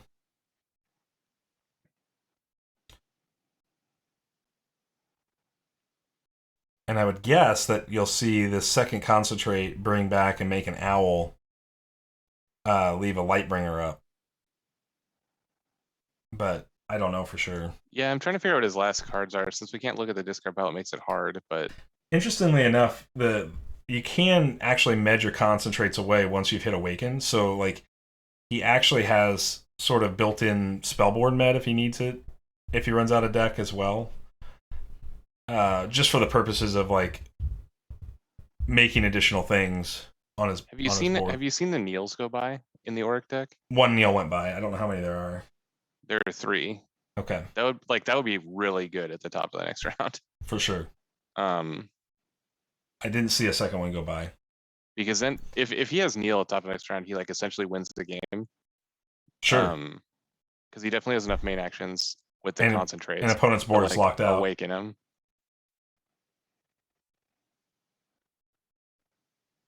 Yeah, I mean, I'm just saying, like, if you run out of cards and you need I have ran out of cards and needed. I guess he has a Blood Chains in hand, so it wouldn't literally end the game, but it'd come pretty damn close. Yeah. So there's the other Concentrate here. We'll find out if he's going to bring back that Lightbringer. Make the Lightbringer book block a Druid attack, potentially. Or I guess the Druid would just eat the Ancestor Spirit. The Owl, like, isn't very important now. Because once you have third Concentrate, you know you're going to Awaken next round. You don't think this game's going to deck. Like, you're not going to deck your opponent, right? Right. And if your plan is Neil, which I assume he has to have one in his next draw. So he makes a Lightbringer. He can't play the Magic Siphon like he wanted to. So we'll just see Essence Druid attack into Ancestor Spirit here would be my thought. Or just go face. Yeah. Maybe you go face. Or you attack with... I mean, I guess you probably don't attack with Glowfinch if you're trying to deck your opponent. But maybe he has to. Because if he attacks with Essence Druid, he's... So he's trying to decide. This is better because if you attack Ancestor with Essence Druid, you gain 2 life. Right. So that's probably good enough. Yeah, Finch is getting Blood Chains, what Kaya says. You gain 1 life. I definitely agree Finch is getting Blood Chains here. I wouldn't play Blood Chains this turn. Because I would be afraid of Neil at the top of next turn. I mean, it's a good point, for sure.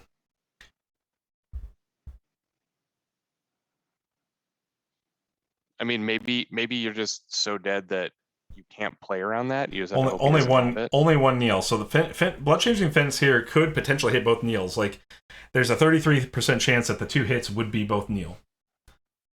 And if not, then you give your opponent the Neil. So that's an interesting choice to make. You know, if you're playing the odds, it's probably in your favor to hold the Glowfinch here, go top of the round, but then your opponent is definitely going to get a Neil. I mean, there's just... Schmendrix passes.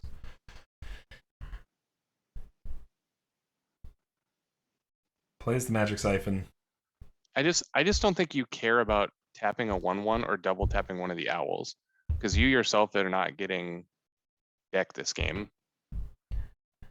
Yeah. You're definitely not getting decked. So I just don't. I don't think it's good to. Well, it would give him 1 fatigue damage this turn. So the other thing that you have to consider here, if I'm being 100% honest here, is like. So he is firing off the bloodchains. It looks like. Oh no, it was a charm power. That's what it was. Oh, but he's doing the bloodchains anyway. Yeah, because you could hit the molten gold, right? The molten gold represents a real threat to faster loss.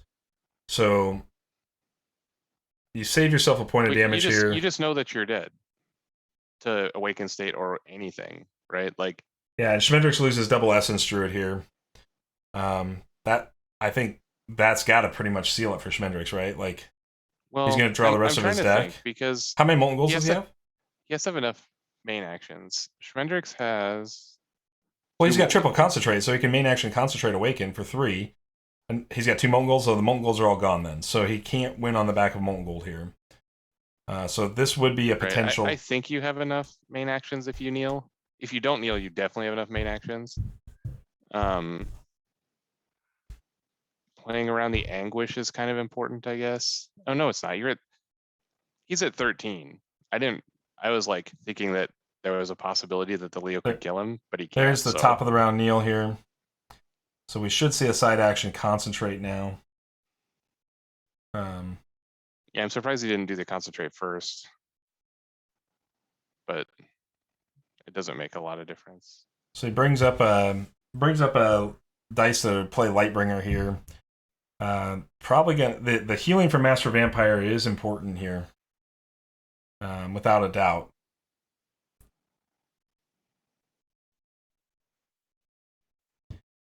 But you got a tight board, right, Christian. There's no Abundance or Orchid Dove or Ash Spirit, so this Orrick has to die the painful way of just waiting. Yeah, he just doesn't get there. Master Vampire is going to heal for 1, so he just doesn't get there this round, if that's true. But you've got a lot of main action choice here, so. Right. I assume that you just main action concentrate and awaken as your side action. Sure, I would think so. And then main action concentrate, awaken, and then start activating books. And you've got like playing cards from hand, but 4, 6, 8. You've got 10 units of worth of life, so you don't actually have to clear your opponent's board down.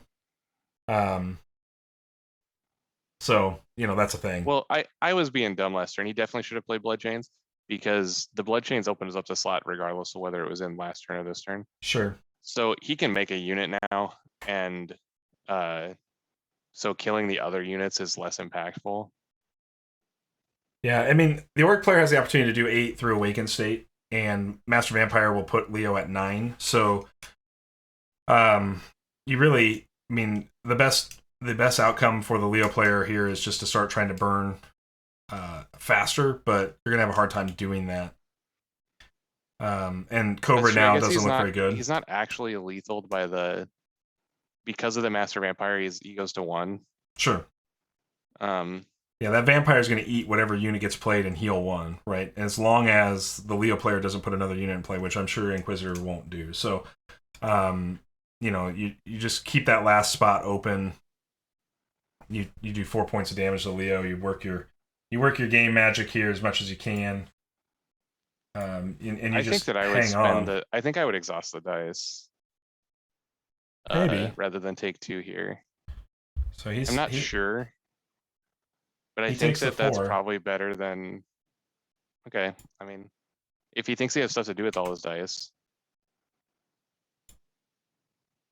like at the end of the round, each one of those dice will be gain 1, so something to keep track of. Right. So this does bring the Awaken online. He does bring up a Nature Power. I'm not sure what his plan is with the Nature Power. Christian says, I think I also lose 2 dice. Haha. Yeah, you're probably right. He makes a hollow. And he plays a card from hand even. So he's That's side action concentration and made a hollow. yeah, that's interesting. He does take. I mean, The I don't. hollow, like, he doesn't know about the master vampires. Sure, So the hollow, like, represents some damage. But this, I mean, he has to play master vampire now. right, and he will. I mean, And you and he right, has to block with master vampire. right. So he's still dead to awaken state. That's right. Because he That's won't right. get the heal off. That's right. That's a good point. This is a pretty good play from Schmendrix. It's in hindsight. interesting anyway. Yeah. If he does technically have the ability to play second master vampire, just with the dice he has. So Sure. It is possible that he's still going to get to possible that heal he one. can gain another life still, but if he takes 2, then the life gain doesn't matter. The risk is like his vampire's not going to die, right? So how's he going to clear his battle? He's got blood chains, so I guess he clears board that way. No, he can't blood chains and play both vampires. That's true. So he's got no way to make his board open up here. Well, so if this is my line of thinking, which obviously it's not because he's blood chaining, I would just hope that my opponent awakened out one of my guys. Mm-hmm. And I guess this is okay too. Tapping the hollow is okay too, because this essentially gains him 2. Well, and doesn't require the vampire block now. Yeah, I mean, so he makes the vamp. He's still got an open slot, but the vampire killing something opens up the Orrick player too. So, like, if you're the Orrick player, you just stay on your awaken state plan. So now you have to main action, concentrate, side action, awaken, right? Like your battlefield's full. You have to main action something. Right, Christian, but vampire going 3 to the face doesn't actually win the game, and he has to gain the one-off vampire to not die to the tokens of the awakened state. Right. And he can't make double vamp this turn, so I think the Orrick player is just in the driver's seat, even if he goes into the next round. Right. We're getting to the point where if Inquisitor can force him to play another card from hand, it's a little dicey. But you're right. I mean, I think he's still favored. But I'm trying to count his main actions, because that's the other thing. Now that the hollow is tapped, I don't think he has 7 main actions.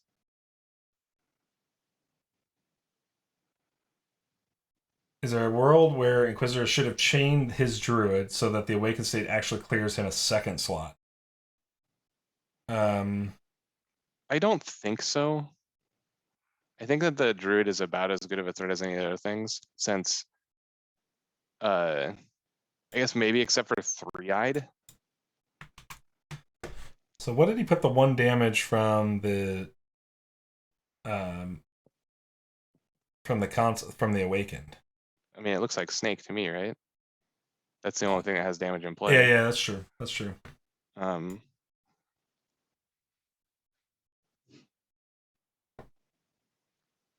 This is a really weird game. He's not going to have enough main actions to fire off all his tokens. For sure. He's going to get 1 more for sure. And then it's going to be top around to Inquisitor. I mean, you can med away your concentrations now. Not all of them, but like when you know that your tokens are higher than your opponent's life total. Yeah, he's Xaxes right now, so I don't think you can yet. But I think next turn you have that option for sure. Right. I'm just saying he can make himself additional main actions by medding like into Lightbringer and 3-eyed, because you can activate the book and not make the unit as your main action. Inquisitor is just going to go up to and Magic Siphon. Siphoning himself so he can play Vamp. Yeah, he's still going to have to med 1 card, but he's got so many cards it's not going to matter. Turning down to turn away the Ancestor Spirit, although I don't think the Ancestor Spirit does much. It is a main action, like it's just another main action. But opponent's battlefield is full, right? So like if you make Vampire... Well, you can still activate book to make a main action. That's the thing. It just won't make an Ancestor Spirit. Yeah. And it doesn't matter if it makes a 2-1 or not. It matters if he has additional guns of Awakened State. Sure.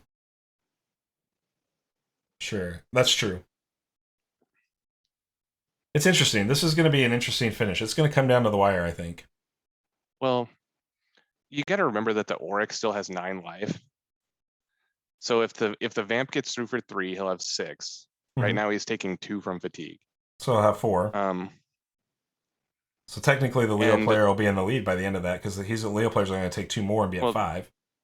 The lead doesn't mean anything. Sure. Like, it is a race. The damage to finish off. The only burn he has in his deck is Anguish. I know he's spent 2 of them. Yeah. I don't know if we saw the 3rd one.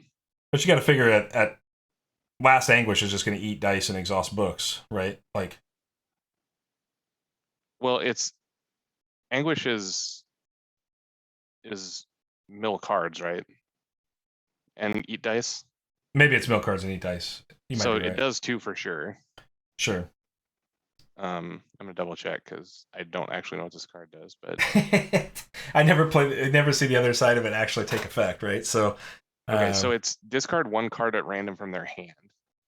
All right. And exhaust 2 dice. So yeah, it has the potential to do 0. And here we have a pass. Do not see the. So we know that there's a Neil left in Schmendrix's hand. Mm-hmm. Neil doesn't look actually that good right here. Well, it depends on if he waits to see the vampire. Obviously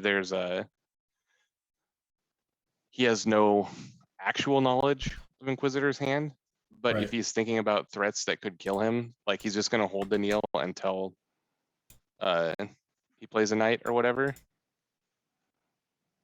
This is going down. Or he's gonna get 3-eyed owled. That's pretty good. Yeah, I mean, you like the 3-eyed owl is definitely going to take you into fast fatigue here. So it is going to come down to, can the Orrick player just main action awaken to win, right? So you're going to have to use your concentrate mains. You can't main action awaken. Well, no, you main action the concentrates awaken. That's good for at least 6 damage here. You can attack into the untapped 3-eyed owl. He has a zillion main actions right now. Right. With his guys untapped. So he can attack one at a time, he can memory drain, he can. Yeah, I mean, you just use your entire. You use memory drains and your entire battlefield just to. So if he's looking at the decks, he knows now that the only life gain is Vamp. Right. And he actually has more, because the 3 concentrations are untapped, he can get to more counters than the Vamp can heal him even. Correct. You also have the option to just wait until he plays Vamp and then kneel. Mm-hmm. And you don't care about this charm on the Lightbringer. Like, the Lightbringer is not about controlling any part of the board here. Well, yeah, this stops like next turn attack for 1. Right. Because he could like attack with all his guys, and so here's the hollow. Yep. Attacking. And you kind of have to let it go. You can't take 2. Right. Chooses to counter with the owl. Yep. For 0. I like showing the strength. Yep.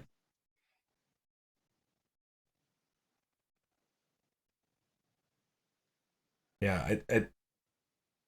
You just got a lot of. So here's the Vamp. Which is good. Like, this is. It's very good. That, it's extremely good, right? Like. I don't know about extremely. It's about the best thing that he could do. Sure.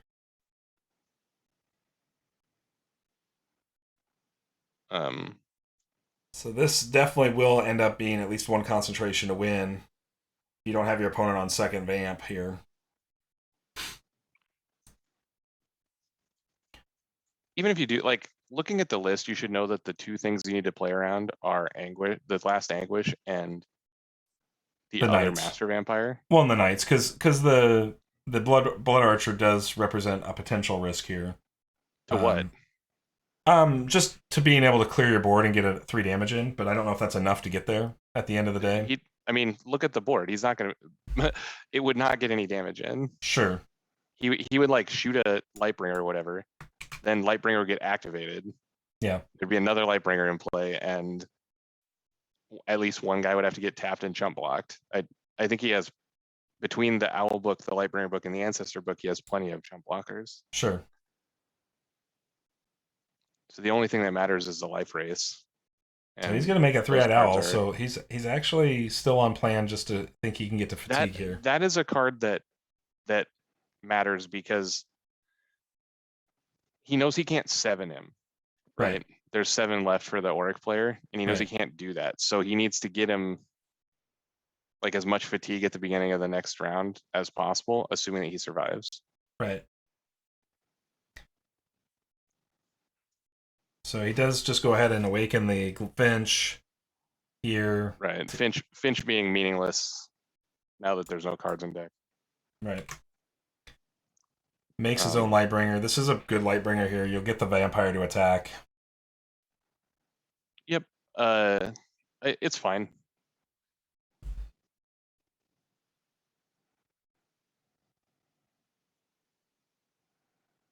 I'm sure you block with, I mean, whatever he attacks, he's going to attack, right? He's going to attack an owl, most likely. Do you attack with I think I would attack Hollow. Oh, or the untapped one is probably better than Hollow. Sure. Just to avoid the damage. Because you're assuming that the game's going to end, like if you're Inquisitor and you're going to win, the game has to end during the draw step of the next round. Sure. So the Hollow doesn't matter. The Owls don't matter for you because you're not going to play these Festers. Right.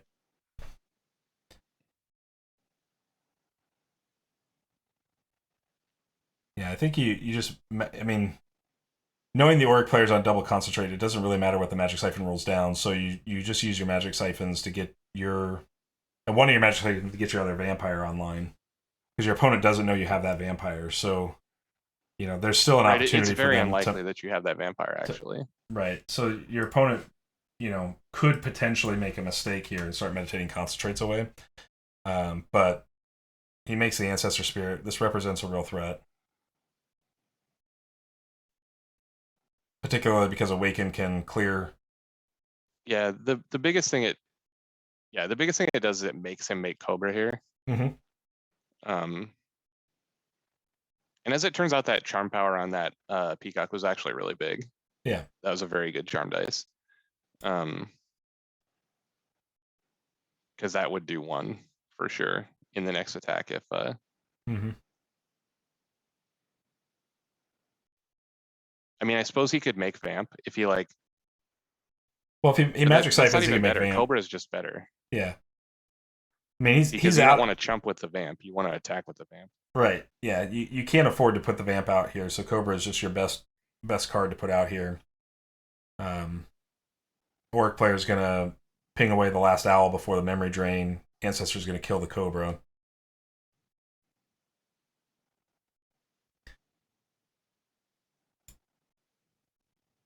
Orrick getting work done once he's awakened. Beast mode engaged. Yeah, I mean, if you're not trying to awaken him, then I don't know why you're not why you're playing Orrick at all. Did Schmendrix pass? Oh, he memory drained him. Oh, okay, yeah, okay. That's an interesting decision. I guess it really puts the onus on. Yeah, it puts a lot of onus on you because you don't really have a choice here. I mean, you definitely use your Magic Siphons. You don't meditate, right? but your opponent's not going to win on decking anyways. But we just see Master Vampire get played here. Yeah, there's no reason not to use your Magic Siphon. Like, you should just use it. So there's the Vamp. Yep. Now I'm assuming we'll see either another Owl into Concentrate, into Awakened State, and then we'll see a main action Concentrate into the win. Well, it'd take 2 main actions and 2 Awakened States to win because the Vampire Vamp's going to gain a life. Yeah. But yeah, I think main action Concentrate here is just fine, or memory drain, whatever main action you want. Gun down something. Like, yeah. I guess it's best to put it on the Cobra. since it's untapped. Yep. So It's worked at there's the 18. Awaken, and his main action is what? Yeah, it doesn't really matter. No. It won't be Owl, I'll tell you that. Yeah. Might be memory drain, might be attack, might be concentration, but He just yep, there's a concentrates to bring the concentrate. token up. Yep. So and that gives a GG from Inquisitor. Yep. Because he realizes that even if he could make it go another 2 turns or whatever by Right. attacking with Vamp, but So good, well played game by Schmendrix here tonight. very Getting that interesting how Awaken. this game went, because it was like 8, 9, 10 damage from Awakened State, 3 damage from Molten Gold, 2 damage from Sympathy Pain, and then I guess 4 random attack damage. Yeah, it was actually he did 1 Sympathy Pain, 2 Molten Golds. So he got 2 Molten Golds. Yeah, he got 8 off the Sympathy Pain and 2 Molten Golds, and then did and 10 off the 10 off the Awakened State, and I think just like 1 random 1 or 2 attack damage. So it was definitely he took a very aggressive open in the beginning of the game, but that paid off for him in the end. Yeah, having played Orrick a lot so far this season, I wish that I had a second Molten Gold in my list. Sure. Essentially for games that go like this. Just like a lot of the cards in your deck that deal with the battlefield decks essentially do nothing in a matchup like this. As you see, it just becomes this weird blocking fest. Mm-hmm. And it's the same with against the burn decks. You just need something that makes the game end quicker. Sure. Because I lost to Matt B, and we talked about the game after, and I think there was 1 bear attack that I could have stopped if I had played a little less greedy. Mm-hmm. But I still would have died because he moltened me for 2 more than my life total. So right. That 1 bear attack didn't actually change the math. So I just wish that I had some way to speed the clock up a little bit, and I don't. And yeah, Orrick is a tricky beast to understand who's ahead in a particular Orrick match. But I can tell you that it's weird because he operates on a parabola of pressure, where right. most of the decks operate on a linear application of pressure. Right. Because you make a bear and you attack.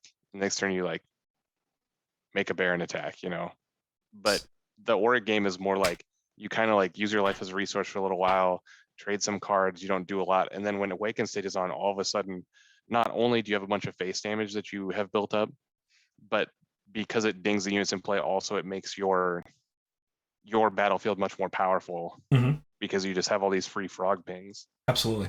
To get your guys through. So I was having some fun. I decided to make a MAME deck for Halloween. Do you guys want to see it? It's a MAME. It's not real. Don't go play it in a Shufflebus, but it is fun to play. This is just going to be his Hounds deck. No, it's not. First season. But that is a MAME deck as well, for sure.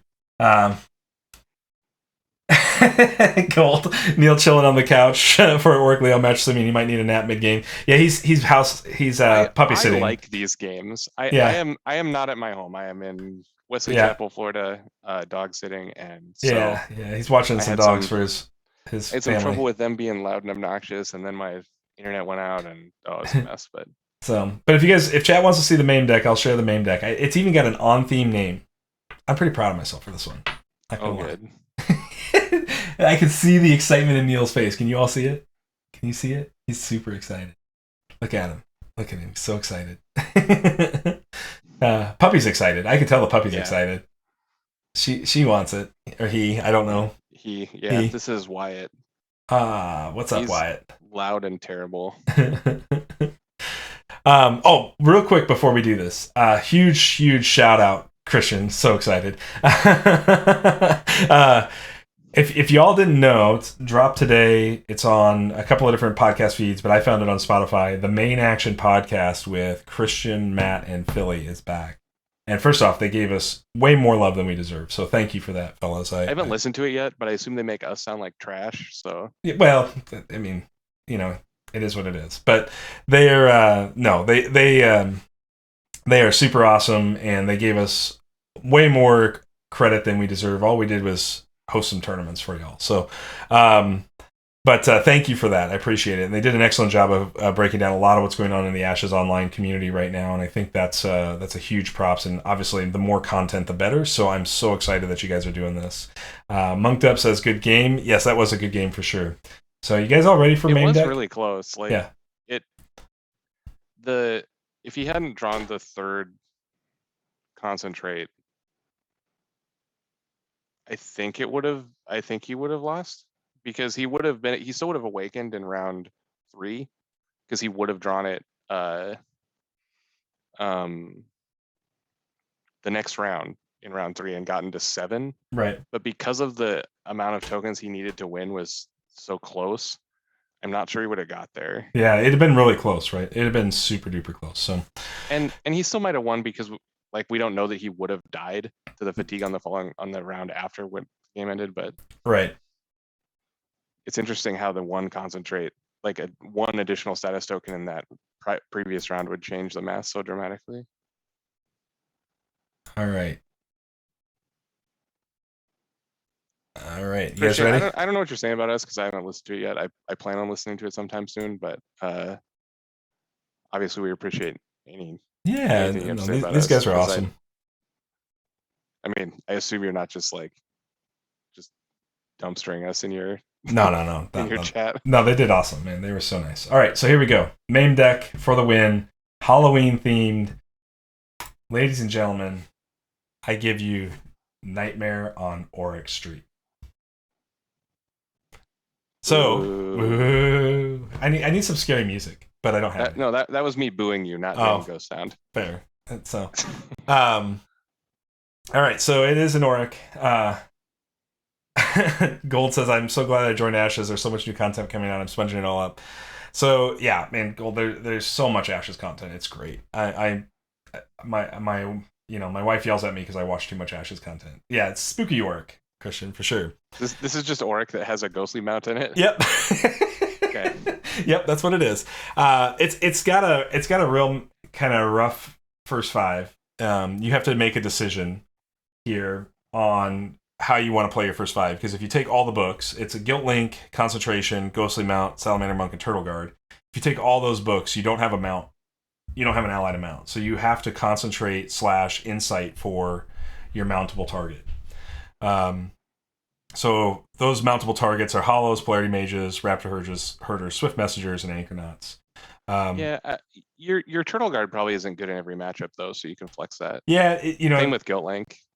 Guilt Link's been an all-star at keeping people from swinging at Orc because he doesn't set up very fast. So it's kind of... Right, I mean, I'm just saying in certain matchups, like, either of those cards you could easily flex out. Like, you can play Guilt Link in the Orrick Mirror. Nightmare Mount, D Gold. Did you watch me summon a Nightmare Mount the other night? I just summoned Nightmare Mounts into Carl's Voltron Steadfast Guardians, and I couldn't do anything the whole game until I could fade him away. What does Nightmare Mount even do? It's a 4/4? 4/4 Terrifying 1. Oh. So okay. It's not a completely dead card. It's pretty decent. It's better. Like, it's better than either of the other two. Yeah, the 4/2 quick strike is not bad if the Phoenixborn Guard is already down, or you get into a position where you can just like side action summon it, attack with it immediately. There's only one of each of those, right? Right. Yeah. Okay. Yeah, and then they're all fine. Like, as if they didn't require you to mount an ally, they would be like... Oh, I agree. Like, great guys, right? I agree. The 2/4... It would be 3 dice units, essentially. The 2/4 is fine if you inflame it. It's pretty good as an inflame target. Not bad. Yeah, that's probably true. So there are 3x inflames in the deck, 2 fadeaways. P mages are generally here to recur the fadeaways if your opponent's on big threats, but if they're not on big threats, they can recur the inflames. Inflames are pretty fun on even the small guys like Hollows and Swift Messengers if you've got the extras. Is great. I love that card. Christian, you should talk about Inflame on your next pod, because I want to hear somebody else talk about it besides me. It does have the 1x Molten Gold, and this has won me a game in my testing with it, but it's also been just stuck in my hand, never able to be played because I'm pressured to do everything else. So, so a lot of times I just pull it off. It does have 3x Seeds of Aggression, and I do like Seeds with Turtle Guard. Like if you block a bear and then you just got Turtle Guard sitting there exhausted, like Seeds is just great. 2 dice remove, like 1 die remove a 2 die, 2 health unit. So it's a good exchange at that point. Fate Reflection is just there for protecting your big mount from sources of damage that could kill it, and then a couple of ice traps just as more hate on 2 life units if you need it. So this deck looks fine except for the ghostly mount. Like, hey man, so if that's I'm what you want you. to play, like it's Yeah, it's been fun. Obviously you don't always focus the ghostly mount, but surprisingly the 2/4 has been pretty resilient, and the 4/2 in certain circumstances right. has been Both halves of it are good enough. Like, yeah. it just the issue with it is that it's a mount. It has the same issue as every mount that. Oh sure, and it's just super fragile and very risky.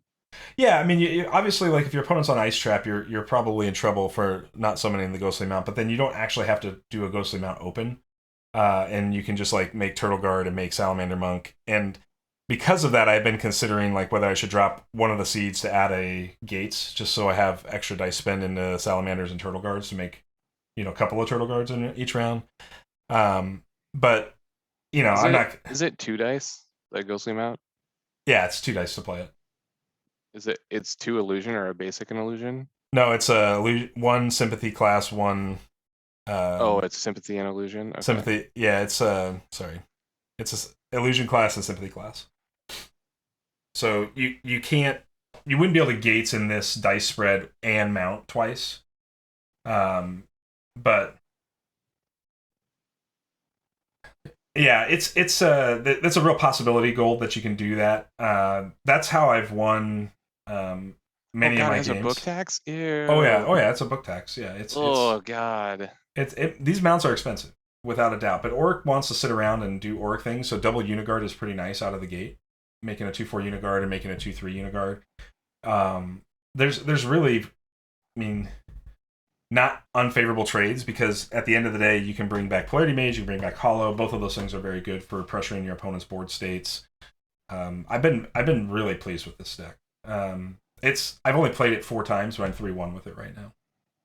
My loss came against a Burn deck. Burn just like goes faster than this deck can go, and I also did not get second or third concentrate until bottom 5 cards again. That seems to be a recurring theme for me when I play Orrick. It is I like to bury concentrates apparently. So, but when you just play Orrick as Orrick and you get you get to a place where most of the games your second concentrate's online in R2. Most of the games your third concentrate is online in R3. That's just the averages. The thing I will say is I have had games. I had 1 game in testing here again where I had all 3 concentrates online in round 1. Didn't mount in round 1 because my opponent killed Ice Trap my ally. And so it just gave me I was fortunate enough to be able to just make all 3 concentrates and have something to do with my dice that round. So it sounds to me like even though you say you always have them in the bottom 5, you also have a bunch of games where you have I've had 3 games where triple round 1 between. And how many bottom 5s have you had? 3? Because that's exactly right. Oh no, it's been more than that. Because I've got what 3 losses on my Hounds deck, including tournament play losses. And the Hounds deck, I think it's 4 losses on the Hounds deck. I'd have to go back and look at my notes now. I don't have them in front of me. But the 3 of the 4 losses, it is 4 losses. 3 of the 4 losses on the Hounds deck have been concentrates buried at the bottom. So 3 super draws and 3. But I've had 1 loss with this one as well. So that's 4 losses out of. I don't know. I'm 3-1 with this deck, and I'm 9-4, 10-4 now. That sounds close enough that you shouldn't complain. I'm not complaining. It is unfortunate when it happens because it is pretty much it's tough to battle out of those. You know what I'm saying? Like it's tough to battle out of that scenario because you've got no deck left, right? Like you're playing a deckless game at that point, and it's really hard. It's really hard because then you can't really use your hand anymore. You're really stuck just playing to the board. And especially in this version and the Hounds version, like you're very susceptible to getting decked because like those, you end up playing a lot more cards out of hand than like the Orrick deck we watched today or my Orrick deck. That you get like 10 or 12 ready spells in play, and then it doesn't matter if you have cards in your deck. Right. This deck does not have sweeps, which would be something if I was trying to turn it into a competitive list, I'd have to figure out how to fit some Nature's Wraths in this deck. I'm very comfortable playing Nature's Wrath in this deck. Not in my house deck. That's now you're just talking about things that are issues with mounts specifically. Right. You have 8 allies, and like you kind of have to, but that's like where your slots of cards that shore up specific matchups go. Yeah.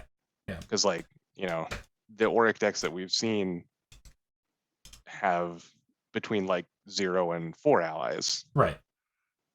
So I mean, it would require like probably cutting up Inflame for Nature's Wrath, possibly cutting Ice Trap because you have the Seeds of Aggressions to take care of 2 life units on the back of Turtle Guard. So like there's places you could do this, right? But you can shave them. I think in general, like because this version is like has a proactive plan, like you're saying like my ghostly mounts are good enough that I can spend these deck building slots. Jumping in with a resub here. Yeah, got here for the end of the Orrick Club meeting. It wasn't a great week for Orrick Club. So awesome. But yeah, so you're like spending these 8 slots and kind of somewhere between 8 and 11 slots of this deck, saying my plan that I'm doing proactively is more important than me having answers. Right. And that's fine. Like that's just how the deck is built, right? As soon as you start playing answers, you start weakening the main plan. I agree. And eventually you come to this weird balance where like maybe it's the best version of this deck, but mostly like because of how mounts work and because you're essentially committing at least 4 dice to this book at the beginning, you don't get the luxury of like, oh, I get to have the answer for all these different things. Correct. Like, I just hope that this pressure is enough. Yeah. No, and to be honest, like there's probably plenty of opportunity here to not shore up, but just create some consistency by running gates to get you second concentrate in round 1. That might be good enough, even if you don't plan to make second ghostly mount. Like just being able to make another salamander, another turtle, reset Guilt Link, which could also be good if your opponent attacks into it. Yeah, it's really hard to get Guilt Link off twice. Oh, I agree. But, almost impossible. But so you're looking at playing gates for, I mean, and again, you don't get to play all 5 books if you start gates. So you're looking at like essentially gates being additional concentration, additional like salamander and additional turtle only. And I don't even know if you have enough to do that, because it would be, if you're doing ghostly, it's 4, 5, 6, 7, 8, 9, 10, 11, 12. Yeah, you wouldn't, that's 12 dice if you try to make a ghostly mount and double of the other 2. Yeah, I don't think you could run a ghostly mount and gates open. Gates doesn't seem good. You could only run ghostly mount on book tax just to prep it, and then you would have it because you wouldn't spend the 4 on the ghostly. So you'd be but you're not guaranteed to like you're gonna have draws where you don't draw an ally in round 2. Then they're rare, but then you're just SOL when you've had 4 plus. So you have to insight for the ally. You just have to. Like that's part of the plan. I guess that's true. You do get an additional card off insight. So you just have. I mean, that's the plan. That's the plan. If you start the 5 book like right out of the gate and don't do anything else, you're inciting for ally. That's all you're spending your meditates on. Each main action you spend is just also side action, meditate, look for ally, and hit ally. Great. Sometimes you hit ally off concentrate, right? So the first concentrate gets you the ally you need, and you're good to go. Other times, and then if that's the case, then you're inciting for concentrate, or you're inciting for second ghostly mount book, right? That's what you're digging. Is second ghostly mount book good enough? Well, you got to get to the 3rd eventually, so you might as well. Do you like? If you're counting on focusing it, I think that you're. The 4/4 represents a failure. The 4/4 represents a real threat, right? It's like. Yeah, but it's just like any threat. It's like, how much work are you willing to do for it? Because, like, if I've spent like a number of actions during my game and deck building time and all this, is 4/4 Terrifying One better than like Gorn Rock Brawler? It's just like a 4/5 that I can guarantee on round one. I don't know. I mean, it depends on what the ally is you put underneath and the value of recurring that ally. Because there is turns where your 4/4 lives because it's the last thing you did at the top of the end of the round. Got some value out of it. It doesn't die, and then you turn around and your opponent removes it top of round or whatever, and you now have the ability to get that ally back to hand to get value out of that ally again, whether that's the hollow. I mean, each one of these allies has value in their play pattern. Right. I mean, you play the ones that have come into play abilities or whatever, but you're still just playing like again, it's just the value of this 4/4. So let's instead of just calling it just a 4/4 Terrifying, let's call it a 4/4 that when it dies, it puts a 1/1 in your hand. Mm-hmm. Like, or that you're gonna get in round 3. Right. The value of that unit of these allies in your deck doesn't vary very wildly, right? Like, I suppose the best one is Raptor, and there will be times when Polarity is like the best one, depending on your opponent's board state and how many fadeaways are in your discard. But they're all essentially the same thing, which adds up to about a 1/1 for one. Yeah. And so is this round 3 4/4 that costs me, I mean, it doesn't cost you a card in hand. So like Gorn Rock would cost you a card in hand. Mm-hmm. It's guaranteed a 4/4 early in the game, or a 4/5, I guess. And I'm only using that as an example because it's another very risky like ally that's in the similar place, like stat wise. Like, I know that the Ghostly Mount as not focus 2 is fine, and the 4/2 and the 2/4 are both like fine guys. So it's not like a direct comparison. It's really hard to like make the distinction, like, is Gorn Rock better than Nightmare Mount? Because there's like this stage of the game ahead of time where you're building up to the 4/4. Because once you get to mode of like book makes 4/4, that's very good. That's better than Gorn Rock, because it's going to be a dice cheaper at that point, most likely, and it's potential that you could do it twice in a round. Yeah. Well, you have to have one die, obviously, but I mean, most likely it's going to meet the removal hate, right? So, I mean, I think this is, at the end of the day, it's like interesting.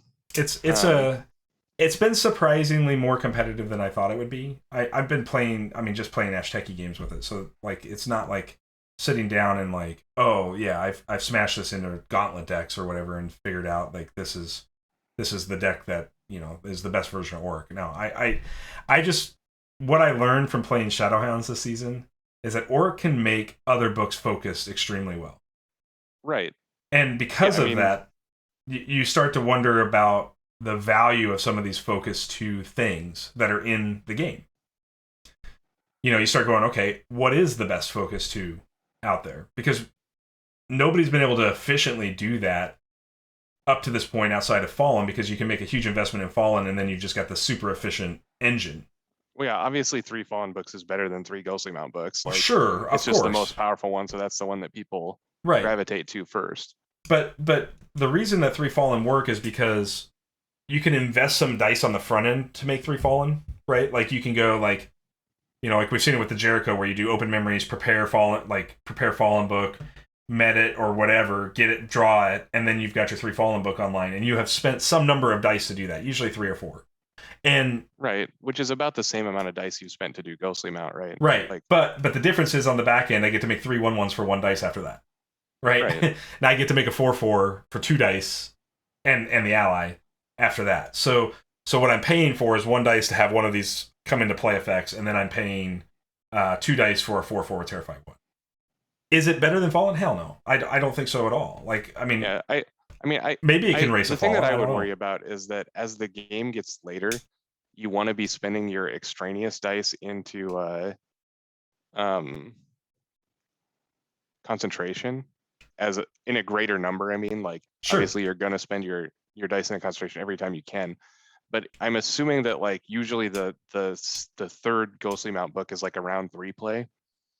It can be. I mean, it can be a round 2. I mean, it just depends. Right. If it's in round 2, that means that you've spent 3 book taxes across 2 rounds, plus at least 2 concentrations. Sure. So out it's of expensive. 20 dice, you've spent 5.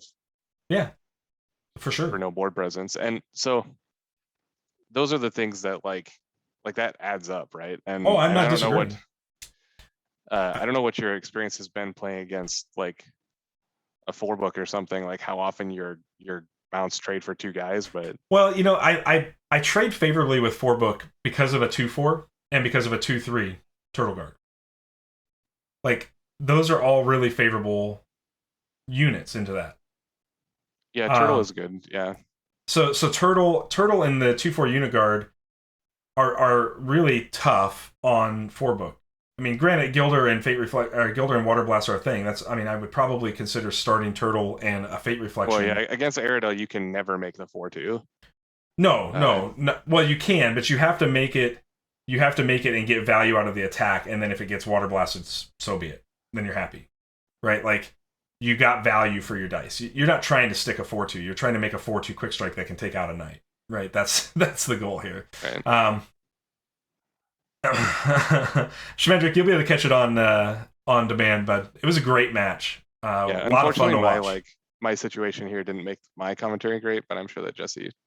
So, and Fighting says what I learned from playing Shadowhounds, and then he questions how many sad stories have started that way. Man, I love Shadowhounds. I don't care. I mean, I'm 1-1. I'm 1-1 in Shufflebus with it, so like it's not a complete loss. I didn't even think you were so doom and gloom. You're like, I'm just going to lose to 11 Knights. Like, it was 11 Knights. I'm like, how am I going to beat 11 Knights with this deck? Well, like because honestly. your deck is good against Knights. Like it's extremely. Yeah, it ends up being a lot better than I thought it was against Knights. I just never tested against a big Knight deck, so I was like, God, like I just think he just gets to keep pressuring me. But what I realized in like my thought process, and I didn't do any testing, it was that like one way to make Frostback Bear very bad is to play it against Echo. Because Echo can just like you spend 2 dice and he just Chaos Gravities the bear all the time. It's a lot better when Chaos Gravity can only hit your it can't hit your Hound because Chaos Gravity's move doesn't target the Hound. So you have to be smart about when you think Chaos Gravity is going to come down. But if they use the move to untap your Gilder and put a counter it's a Hound, Butterfly Monk. Butterfly Monk, yeah. Okay, that's even better. If they untap your Butterfly Monk to tap your Hound, like that's not a trade you want to make, but that also just made their Chaos Gravity like about as bad as Chaos Gravity can be. Right. Yeah, it's exactly right. But I mean, like I started Body Inversion because I thought Body Inversion was the best way for me to fight Essence Druid because my opponent had 3x Essence Druids, and then I just realized the best way to fight Essence Druid is just to fade them away, like just make them go away forever. I thought that starting the Body Inversion was good because the Body Inversion makes your 3/1 stock kill the Knights that have 4. It changes the math. It forces your opponent to play around it. They have to respect it, right? I never used it in the whole match. I never used it because I just had Focus Hound online I watched round that 1. match. I couldn't believe that you like only made 1 Hound a bunch of times. Like you had the dice that you could have made like 2 Hounds in a couple of the later rounds. Yeah, and I think you should have because he didn't have any sweepers for you. So no, that's true. I drastically considered it, but there's a lot of value when you're holding.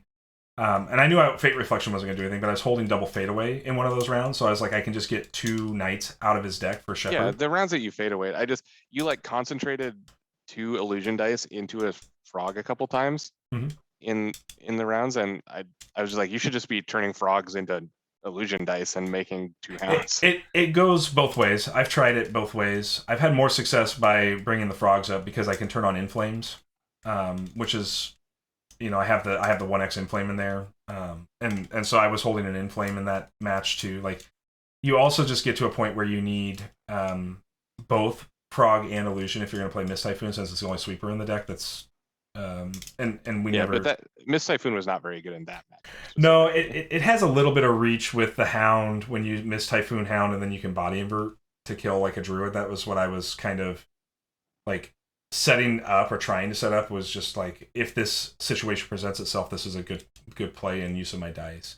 You have to be careful with Body Inversion because you can't Body Invert, and Body Invert doesn't do a very good job against Golden Veil, and my opponent was on 3x Golden Veil. So I was more worried about meteors more than anything. Like, I just didn't want to make 2 Hounds into a meteor. Like, that's That's really bad. Right. You need to make a hound, attack with it, and then make the other hound. Yeah, yeah. Because then they're just trading meteor for one. But that second hound puts me out of dice if they meteor, right? Whereas I can get 3 dice worth of value out of other things. So that's been my experience with playing the hound in Orrick. I have yet to, in all of my games of Orrick, cast 2 hounds in a round. No, that's not true. I did it once. But it was like end of round, I can make a hound and get in for 3, and I was got a top of round swing with double hound, right? So like that was the only time I did it. It's really a corner case to get there. So, but hey, we made it to 8:30. We got 2 matches in. I got you a meme deck, Nightmare on Orrick Street. You're all welcome for that. I will publish this list so you guys can certainly riff on it if you want and play around with it. It is fun. It's a lot of fun. Like summon a 4/4 terrifying one is just a good feeling. It is. I don't care what anybody says. You know me. I like big units. I want to get units that have value. And I see a lot of value in this this kind of unit. And I don't disagree with you. I mean, hell, the Gorn Rock is pretty good here. I know, fighting. Sometimes I am. I think that you should try playing a different Phoenixborn and just play Recollect if you want to make the 4/4. Yeah, but what Phoenixborn? I've been one that the thing about Orrick is that you're playing this deck in a way that the Ghostly Mount like starts off just okay and then builds up to the end game where it's very good. Mm-hmm. But Orrick is already doing that for you, and doubling up doesn't actually gain you much, I don't think, because it ends the game like faster. Awakened State is like better than making 4/4s. So if and the thing about Recollect is that you can do it in like round 1 or 2 very consistently with a Recollect. Well, that's just not true because you have to have the book in the discard.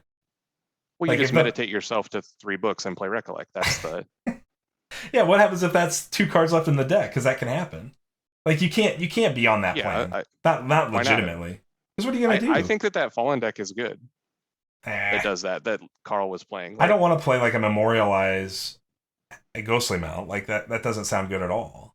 But see, this is the thing that's funny is that just like the Fallen deck, the Memorialize actually has more play in a deck like this than it does in most of the decks you'd think that would want to Memorialize, because it requires to have the like large number of allies.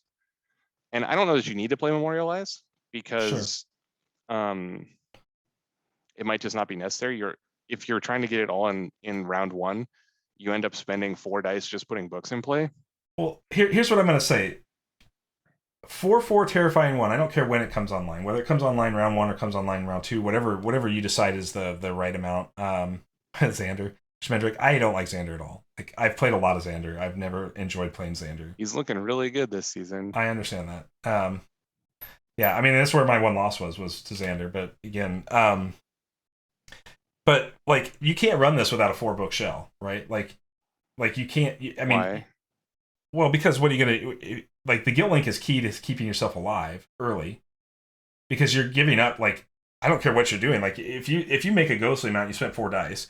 You make a Salamander, that's 5. Turtles, you're at 7. So you've got 3 units in play. Most decks right now are playing anywhere from 4 to 5 units. Round 1. I mean, if you like playing this deck, that's fine. I'm just telling you, talking about Ghostly Mount specifically, like I think that you're much more likely to get it online in round 2 and have it affect the game a lot more by getting the 4/4 early by playing something like Recollect. Well, if that's really the case, if that's what you really think, then like, aren't you just better? I mean, in terms of dice investment, wouldn't you just be better to like prepare like 2nd and 3rd book for 2 dice and then Recollect for 3rd dice and be able to play them? Like, yeah, maybe. I mean, that 4/4 terrifying one is also really good to blink. Sure, I agree. It's an excellent blink target. So, like, it's possible that this is a shell that could be played in Jericho. I mean, it's a really different game then, right? Like, because we're like talking about. Shafts votes for Cole. You can keep Cole for a while, dude. I'm so turned off after season 4 with Cole. But sorry, Neil, go ahead. Yeah, so like the deck you're playing here, this Orrick deck, is like a slow grind up to round 3 or 4 or whatever, where you turn on apparently 2 superpowers, right? Mm-hmm. Like you turn on Awakened State and make a 4/4 book. Correct. Whereas the turbo version, under whatever Phoenixborn it is, you get that 4/4 in round 2, and then again in round 3. Sure. And assuming that it dies. That's the assumption. If it doesn't, you're probably winning anyways. Right. Like, you know, you're not going to be in a situation where you can't activate Ghostly Mount Book, and you're not going to be in a situation where you can't, like let's say you have the 4/4 in play at the top of round 3 because you made it in round 2 and it didn't die. Sure. You have 3 books in play. So you can like make the 4/2 or whatever, make the 2/4 even, and still make the 4/4 again if it dies. Like, right. My only issue that I'll say on it is one of the things that Orrick does extremely well is draw you the rest of your things, even in R1. Like there's a sequence in this deck where, like, if you make Concentrate, that's 1 die, Guilt Link's 2 die, Ghostly Mount is 4, that makes 6, Salamander makes 7, Turtle Guard makes 9. So you've got 1 die flex in round 1. So you can, and that 1 die flex is to draw into one of the 1 die allies, right? That's the plan. If you're gonna, right, that's your full 10, right? But it also, if you don't, you can just still get a fadeaway to control the board. You can still get a Inflame to control the board. Like you got the only card you can't play, and this is why I'm not even high on it in this deck, is Molten Gold. All the rest of the cards are playable in round 1 if you draw into them off of the Concentrate. Right. I mean, you don't have to tell me about how Orrick works. No, like, I know, but you can't do that in another Phoenixborn, right? Like, no other Phoenixborn does that. Right. So you give up that, but you gain like faster 4/4. Like, I'm just talking about Ghostly Mount specifically. Like, I don't know if that matters if you can make a 2/4. If I'm investing 3 dice plus 4 dice the first turn, I like. Fighting says, what else? I'm not summoning a Rhino fighting. No, I'm not. Because the Rhino's not repeatable at 7 die. I mean, at some point I can repeat the Ghostly if I need to. Yeah, I can't believe that Rhino has a book tax. No, it should not have a book tax. So at all. Bad. All right. Well, we're gonna wrap up for the night, but you guys can all have fun riffing on this as much as you want. I'll publish it to Ashes. You guys can certainly, play around with it if you want. It's fun. I have a ton of fun with it. Like it's been. Rhino is what Schmendrix says. Yeah, no, I'm not spending any dice on Rhino. Yeah, D Gold shouting Nightmare Mount. He's on my page here. But all right, everybody, thank you so much for spending some time with us tonight. We'll be back Thursday night with more Shufflebus Season 5 action. It'll be round 3. So if you still have your round 2 match to do, remember it's got to be in by midnight Eastern tomorrow night. Otherwise, you will suffer a game loss. So. Be sure to get that squared away immediately, and then we will be ready with round 3 action. And Thursday night, I think we've already got at least 1 signed up, but you should sign up. If you haven't signed up, you get 3 raffle entries, and that those help you win all the cool prizes for season 5. So I mean, why not? Why not spend some time on stream with us and get some free stuff, or at least a better chance of some free stuff. So, okay, everybody. Thank you so much. Neil, thanks for spending the evening with me. I had a lot of fun commentating matches with you. We'll see you Thursday.